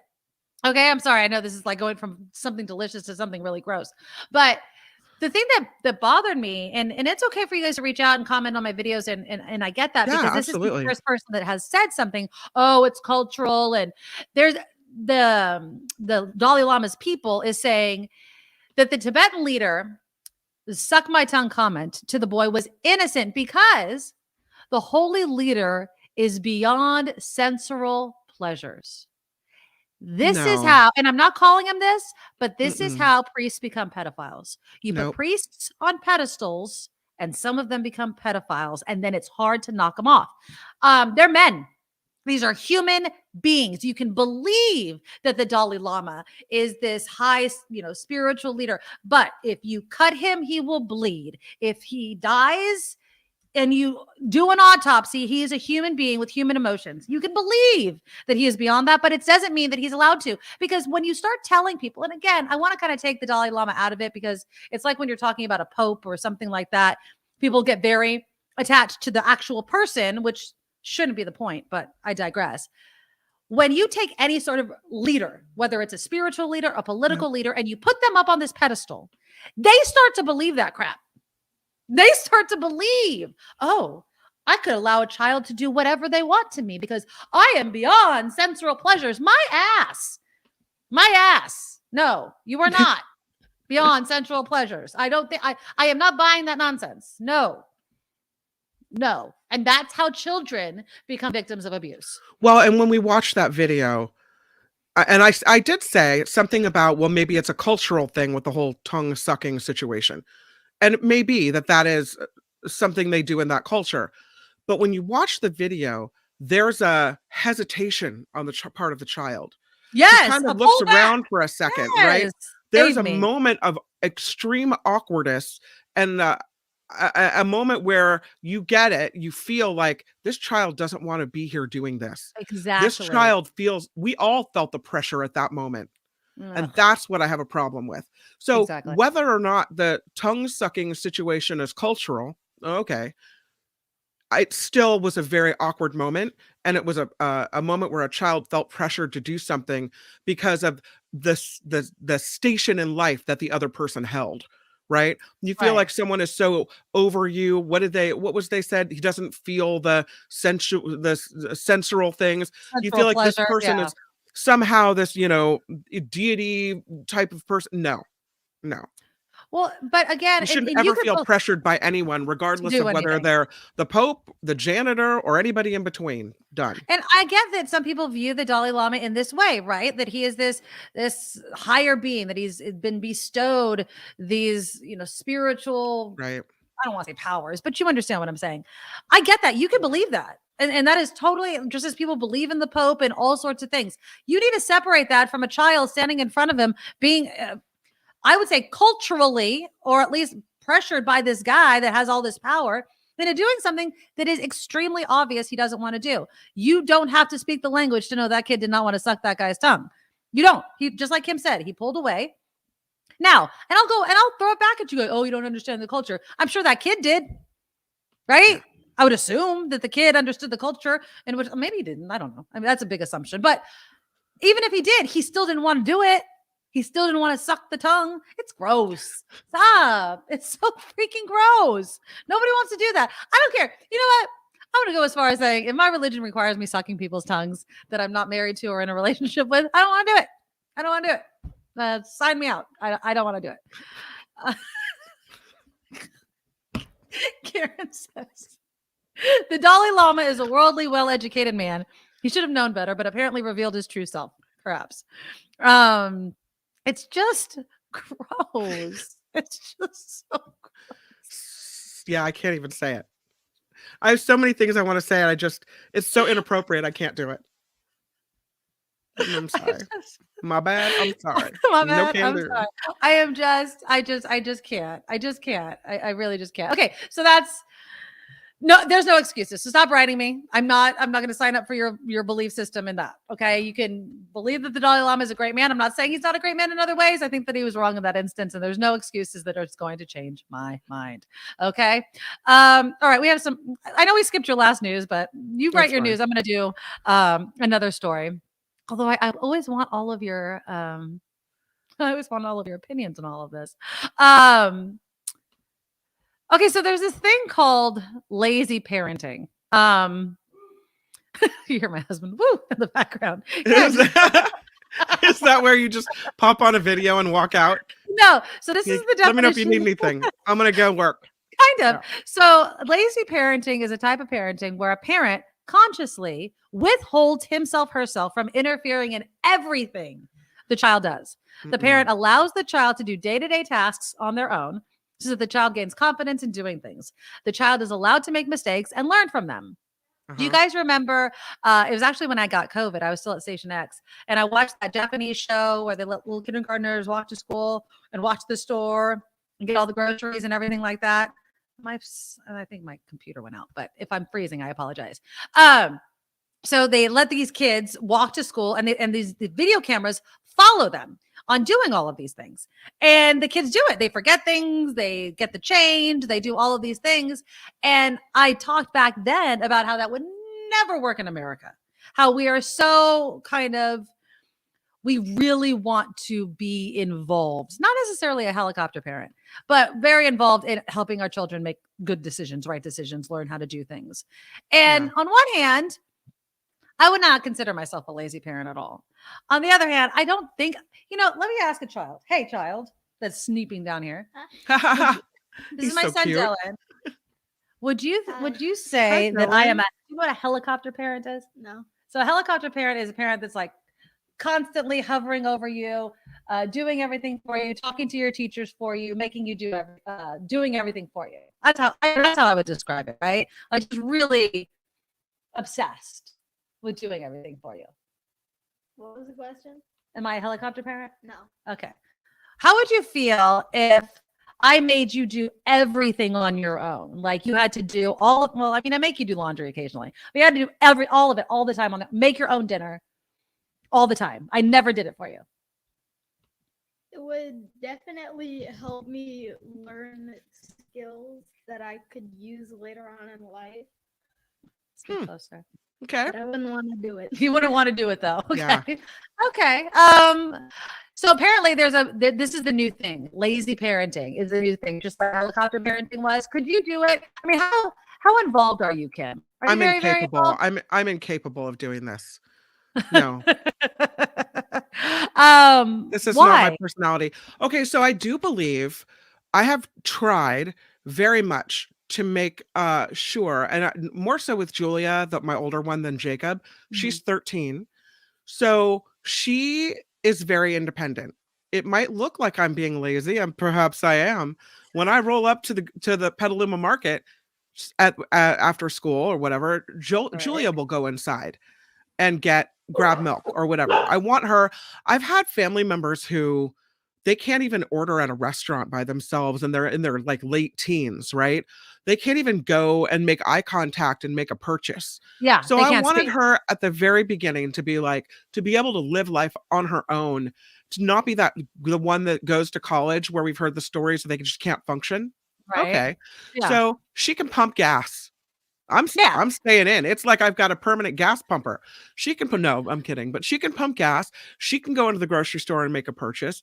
She can go and pick up food, from a restaurant and say it's an order for, Julia, whatever. These are things that I want her to do. So there is some independence that she has, but I'm not going to just not be there for her. I'm not going to just say, okay, you're on your own. I'll be over here. Enjoy making dinner. Enjoy doing this.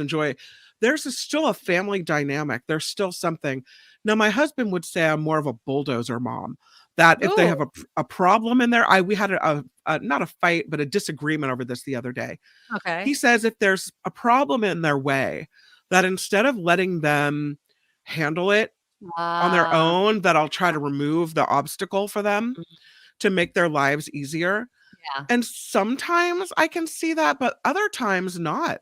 Other times I'll say, hey, this is a moment where you have to learn how to deal with things. This is a moment where you have to, learn how to get along with people. And that could be that, you just avoid that person. But I don't think I always remove the obstacle. But anyway, but no, I'm not lazy parenting wouldn't be in my wheelhouse. I mean, for us, so definitely with dinner, there are definite times where I'm like, I've made this. If you don't want it, you can go to the kitchen and make yourself something. And sometimes it's just because it's not practical. I can't do it. Other times, like with the laundry, they have to do it on their own. As far as removing obstacles, though, and I'm not saying this is in your case, sometimes I want to remove the obstacles because it removes the pain of watching my kid do something or go through something more than I want to make it easy on them. Like, it pains me to see my kids upset about something. It pains me to see them do that. Can we do some news and then have you go out and come back in? Because you're cutting up really badly and kind of like freeze framing. So I'll do news while you go ahead and go out and come back in, and maybe then we can continue this conversation, because I can't wait to hear what you have to say about lazy parenting. We might have to save it because I think Tim Sika is supposed to join us too. But yeah, I mean, I'll be right back. Here we go. Now, from around the world to up your street, the Nikki Medoro Show presents News Czar Kim McAllister. And let us begin with the Supreme Court temporarily blocking restrictions on a commonly used abortion pill. Justice Samuel Alito blocking lower court rulings that imposed restrictions on this drug. Alito saying the hold will remain in effect until midnight on Wednesday. There are protests once again breaking out in France over a plan to push back the country's retirement age. This comes after France's top constitutional body ruled that the president's plan to increase the retirement age from 62 to 64 is indeed legal. They didn't like that. Workers have been protesting for weeks, with some violent demonstrations happening in Paris. Well, if you liked all the rain we saw this winter, guess what?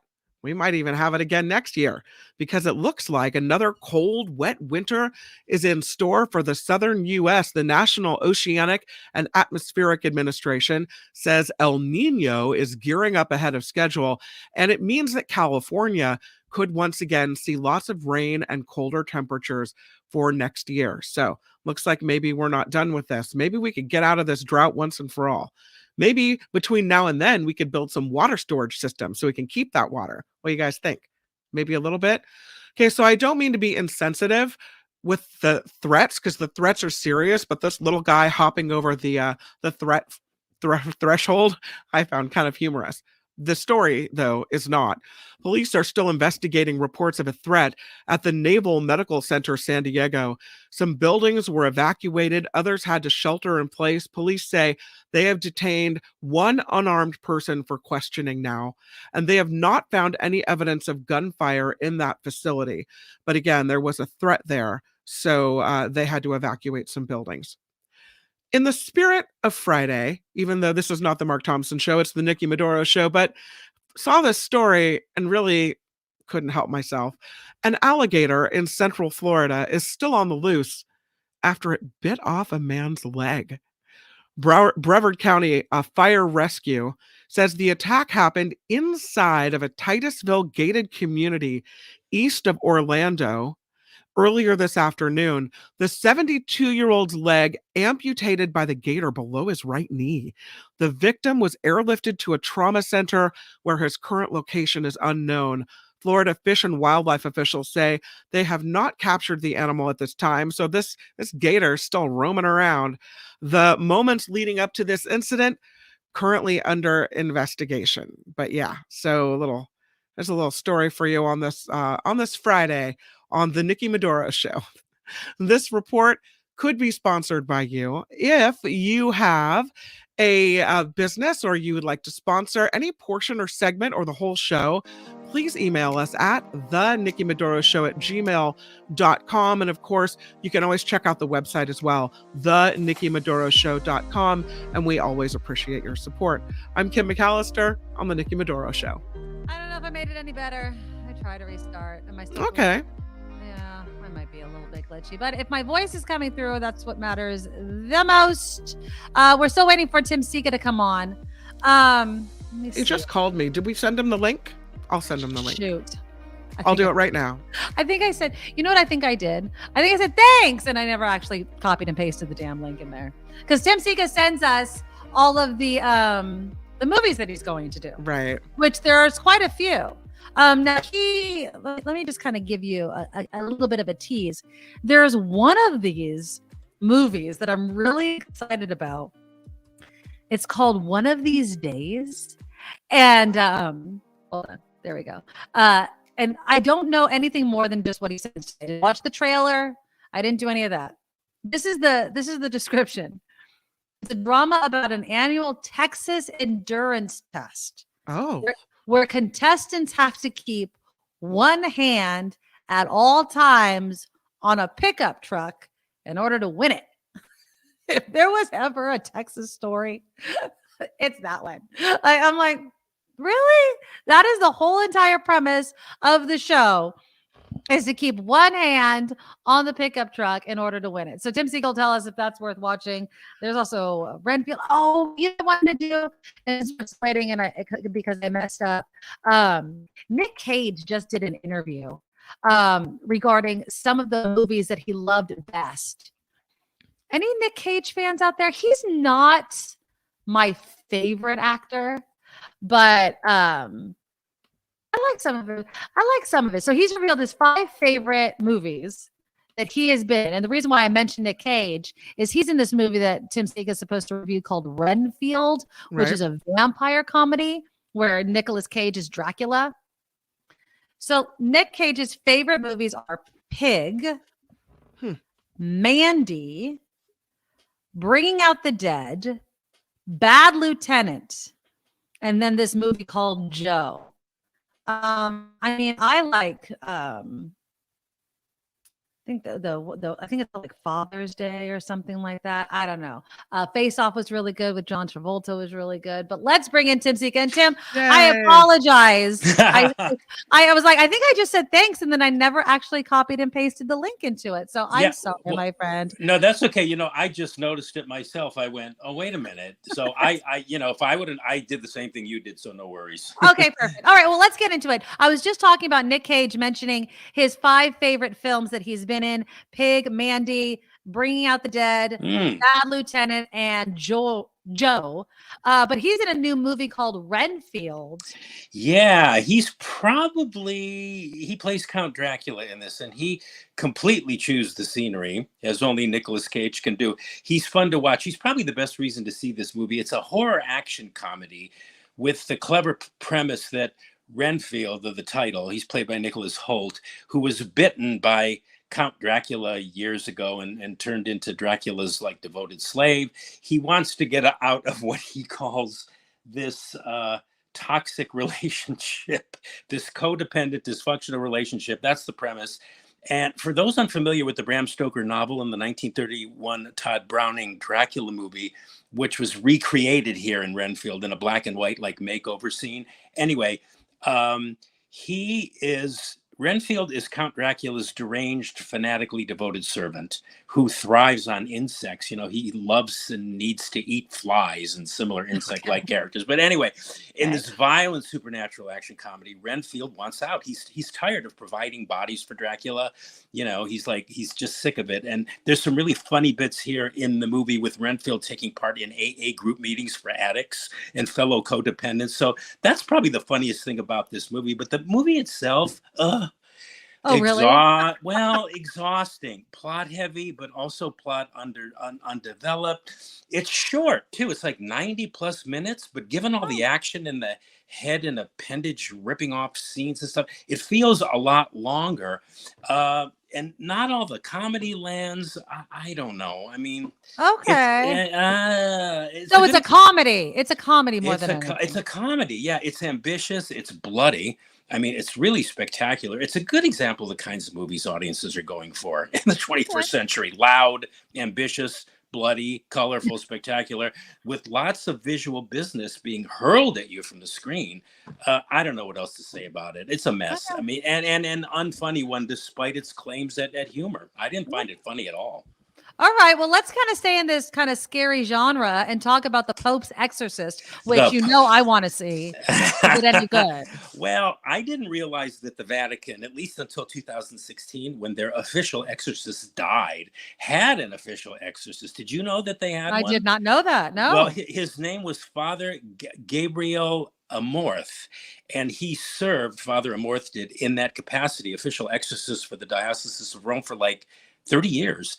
And this movie is based on a couple of his memoirs, that priest's memoirs. He wrote extensively about the thousands of exorcisms he performed. He was also a really controversial character within the church. I don't know if we can get to that. But anyway, you get exactly what the title of this movie promises when you go to see it. It's a supernatural horror-styled drama about the Pope's exorcist, played by Russell Crowe, who's awfully good. I mean, he's good. You know, he's really committed. I mean, he's playing this like it's Shakespeare. And again, I think the good reason to see this movie. The problem I had with it is that in the end, it just kind of perpetuates the myths that permeate Catholicism, which in and of themselves are well and fine and good, but it also fails to go deeper and past the surface level of those myths to get to the real truths that embody and are hidden within those myths. And in so doing, it fosters this primitive black and white approach to and unexamined belief in the notions of good and evil, which is the last thing, in my opinion, we need in the world right now. So it's kind of a lot of religious hooey. It's entertaining. I mean, if your jam is, you know, belief in a demon called Satan that can possess another human being, in this case, this innocent little boy, he's 10 years old, who vomits and swears and, you know, spits out blood at his mother and all that. I mean, we've seen all this before in Bill Friedkin's The Exorcist, right? Which was a much more thoughtful and literate movie about exorcism than this one is. But, you know, the Pope's Exorcist takes all the elements we're familiar with and then it re-presents them with advanced CGI technology and kind of narrative swagger and some visual aplomb. I mean, it is reasonably well directed. It's just a lot of hooey. Oh, okay. And you know, this is the other thing. Consider the source. I mean, I looked this up at a film festival that this Father Amorth attended. I think it was in 2011. He was quoted as saying that yoga is satanic because it leads to the practice of Hinduism And then he said, all Eastern religions are based on false belief in reincarnation, and practicing yoga itself was satanic, and that in turn leads to evil, just like reading Harry Potter books does. Oh, geez. So, I mean, consider the source. I don't know. Okay. Well, there's I don't know why, but it's always those the movies that scare me the most of the scary movies I've seen are always the religious based ones. Like it's the Rosemary's Baby or the Children of the Corn or the Devil's Gonna Getcha. Those are the movies that freak the hell out of me. Yeah, well, and I'm not saying one way or the other, but what I also didn't like about this movie is that this priest he's sort of presented as this logical, rational journalist. And he kind of admits, well, 98% of exorcisms are ridiculous, but those other 2% that we can't explain, it has to be Satan. It's like, well, not necessarily, There might be another explanation. Might be another scientific explanation that we just haven't uncovered yet. Yeah, exactly. Yeah. Okay. Yeah. Who I do love is Michelle Williams. And she's in this movie showing up, which sounds like, I don't know if I'd ever want to watch a movie like this. That's just me. Yeah, well, I don't think this movie is going to go over well at all, except maybe in places like New York and Oregon and Washington State and maybe San Francisco. It's my favorite movie of the week, but I know I get what you're saying, Nikki. It's written and I'll explain. It's written and directed by Kelly Reichardt, who's I just think she's a great filmmaker, and it's generally a chore to try to summarize what a movie is about, sometimes without giving anything away or misrepresenting it. And this one is borderline impossible, but I'll try. Okay. Michelle Williams, she plays this young woman, a sculptor, who's trying to prepare for this exhibition of her work while dealing with her everyday life and everything that surrounds it. Okay. But this is the wonder of this movie. Based on that description, the movie sounds like a big nothing. Exactly. but it's just the opposite. It's a big something, because if you kind of blink, you might miss out on its beauty and its charms. Basically, it's a meditation on the artist and the everyday act of creation and creativity, and how, I guess, each moment of your day, if approached as such, can be this singular, monumental, creative task, even if you're dealing with mundane junk. I love this woman's work. The director, Kelly Reichardt, she's an incredibly distinctive and gifted filmmaker. Nikki, you're a dog lover, right? Yeah, well, I like my dog, but yeah. Well, if you've never seen, she did this movie called Wendy and Lucy. It's one of her early films, and that's Michelle Williams is in that too. And she just plays this sort of like gal that lives off the grid, and she's got this dog, and she's trying to care for the dog. It's absolutely heartbreaking. But anyway, Kelly, how can I say this? She maybe, but in this film, perhaps even more so than in her previous films, she makes me wonder yet again why so many of the mundane little bits of business in her films seem so compelling. And at times you can't look away, and yet nothing is really happening, but yet everything is happening. Maybe because this particular story was about the art of creation, this movie for me was this director's, sweetly nebulous narrative, while at the same time her most exasperatingly specific. And it was kind of spiritual in the way it was paced and in its rhythms. And I mean spiritual in the sense that it really demands a kind of like Zen-like presence on the part of the viewer to take it all in. It's really kind of fabulous if looked at in that way. Yeah, you seem like you really like it. I really did. It was my favorite movie of the week, hands down. And another way of describing it, I mean, is to pose this question: like, what do a couple of artist friends, a series of endless distractions, a feisty little cat named Ricky, a bipolar sibling, a wounded pigeon, and a broken water heater all have in common? Well, the answer to these and other questions can all be found in Showing Up. Wow. You have me intrigued. I'm not going to the theater to watch it. Sorry. But just because I hear the passion in your voice, I'll definitely have to check it out when it starts streaming. Well, so. you know what? I'm just forewarning you. Yeah, I don't know. You may not like it. It isn't for everybody. Yeah. Okay. It's just, I see so many movies and so many of the general release movies that sometimes when I see something that's this different, I just go, wow. Yeah, I could tell. You're really, yeah. Check it out if you want something really, really different. How about that? That's a good way of saying it. Yes. Yeah. Okay. Now, Mafia Mama. I love Toni Collette. I love her. Me too. Isn't she great? Yeah. Well, what'd you think of this? Is this different? Toni Collette. Yes, we agree. I think she's one of the great, she's absolutely. her generation's Meryl Streep. She is good. fabulous. She can do anything. She could play, absurdist comedy and high drama. Anyway, she stars as the titular Mafia Mama of the title. She plays a wife and mother. She's like a kind of a doormat. Her son has just left for college. Her husband's cheating on her. She's always doing something for somebody else, and she never takes care of herself. So one day she gets this call from this mysterious woman in Italy who's the executor of her grandfather's will, who's just died, by the way, and they want her to attend the funeral in Italy. So she goes, all right, I'm going to go, maybe, I'll get this well-deserved vacation, maybe meet a handsome Italian man, she says it'll be her first eat, pray, love adventure, only she calls it eat, pray, F word. Okay. Yeah, anyway, once she gets there, she discovers that she's inherited her grandfather's mafia empire, and they want her to be the new Dawn. Nice. That sounds really crazy.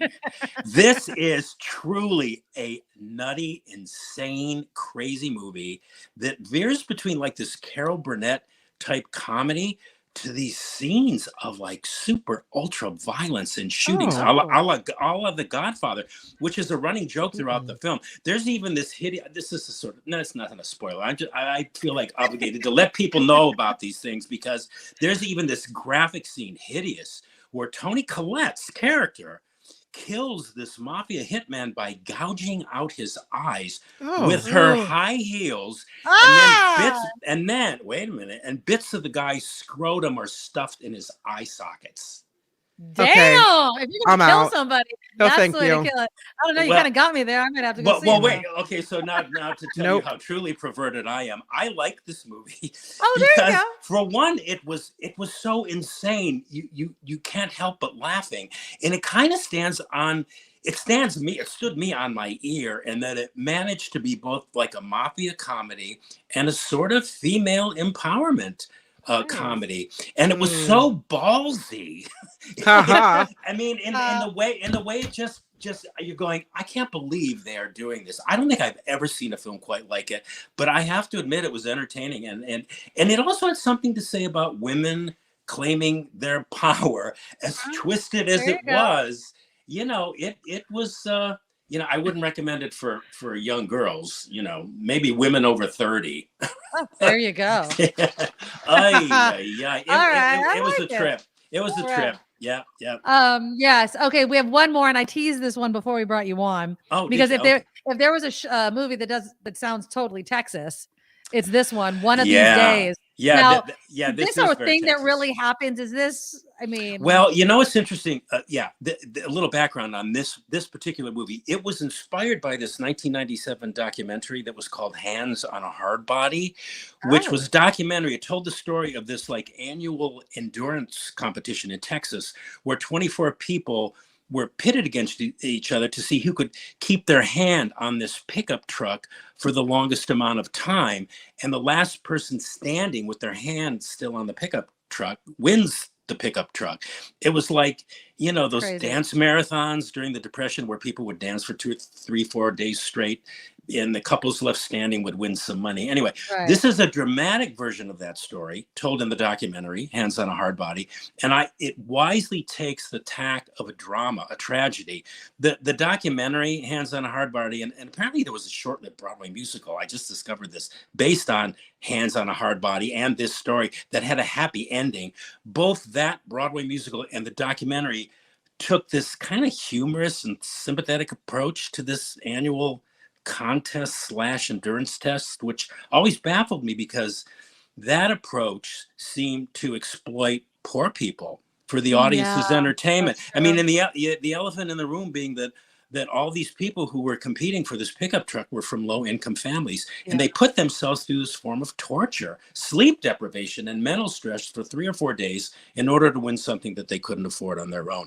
And this dramatic version, again, inspired by The Hands on a Hard Body, was for me, some of the characters have been invented and the situations themselves finessed for narrative purposes, but this version seemed closer to at least the spirit of the unspoken truth of this story, which is about class exploitation, the so-called American dream, mental illness, and the dark side of capitalism. So it's a very, very good drama. And you can, I don't know if it's opening in theaters. I know you can stream it on Prime Video, but it's very involving. It's a little long at 2 hours, but it's compelling. I mean, I kind of wasn't looking forward to it because I thought, I know this story, but the tact was so absorbing, the tact they took, and the characters were really, really interesting. And like you said, Nikki, it really does, when you watch it, you feel like you're in Texas. You feel that whole,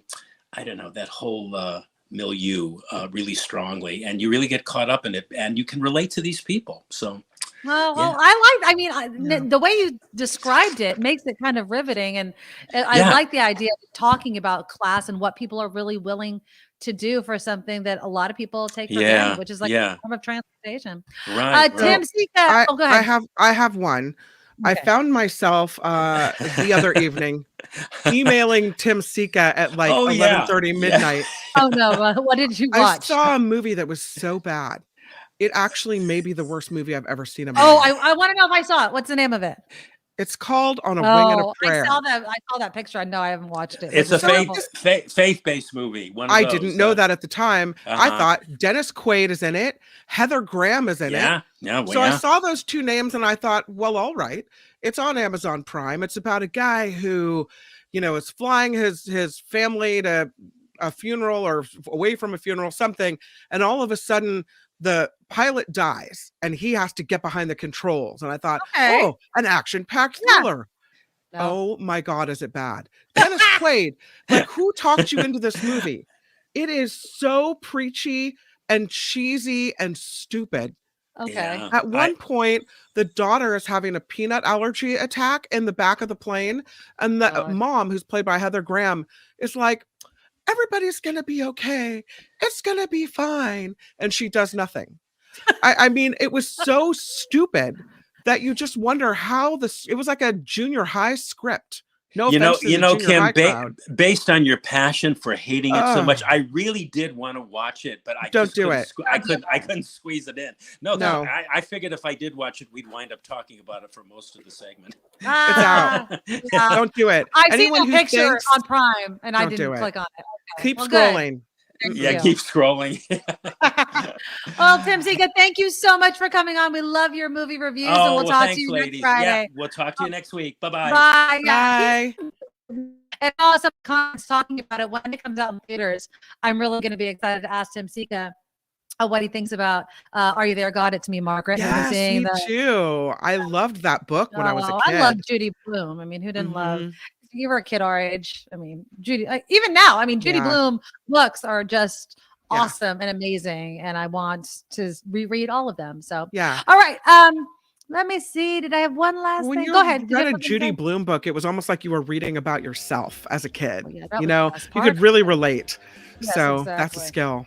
Yeah. All right. Click that thumbs up button before the show ends. I'm glitchy, so I'm trying to get off. Please. Thank you. Please. Thank you so much. Thank you so much. Click the thumbs up button. Thank you to everybody that donated to our super chat. We had Joe coming in with a $10 super sticker. Thank you. $20 from Gary D. Not just one $20 donation, but another $20 donation. Thank you, Gary D. We appreciate it. $10 super sticker from Vilma. We love you, Vilma. Thank you so much. Oh, hi, Marley. And thank you, Vilma. I adore you. Thank you guys so very much. So and thanks for being so supportive. Again, Monday I will not be here. I will be starting a part-time position at KCBS. I still have time to do the show. What? Oh, Calvin Wong. It's a big yay, my friend. Calvin is the one that recommended Ramen Champ. I give it a thumbs up. Calvin, thank you so much for your the $50. ramen. Wonderful. He really did. Exactly, Yeah. with the delivery and everything. Calvin, again, Ramen Champ in San Jose, I went. Everyone kept mentioning the reviews, and Calvin was sending me the reviews that people thought the noodles were too thick. I did not think that they were too thick. Yes, they're thicker than normal ramen noodles, but they remind me of chow mein noodles. I love chow mein, and I thought it was really good. So I'm going to go finish it because I wanted to warm it up again. So it's really, really good. Yes, I will be soon on KCBS Monday. I'm just going to sign some paperwork, but I'm excited for it. I appreciate you guys still supporting this show because this show will still exist. Because how, Kim McAllister, could we ever live without this song? Nikki, you're all so awesome. Miss Brown, like a beautiful blossom. You're also the best. I really can't rest. You're all so awesome. Wow. Okay.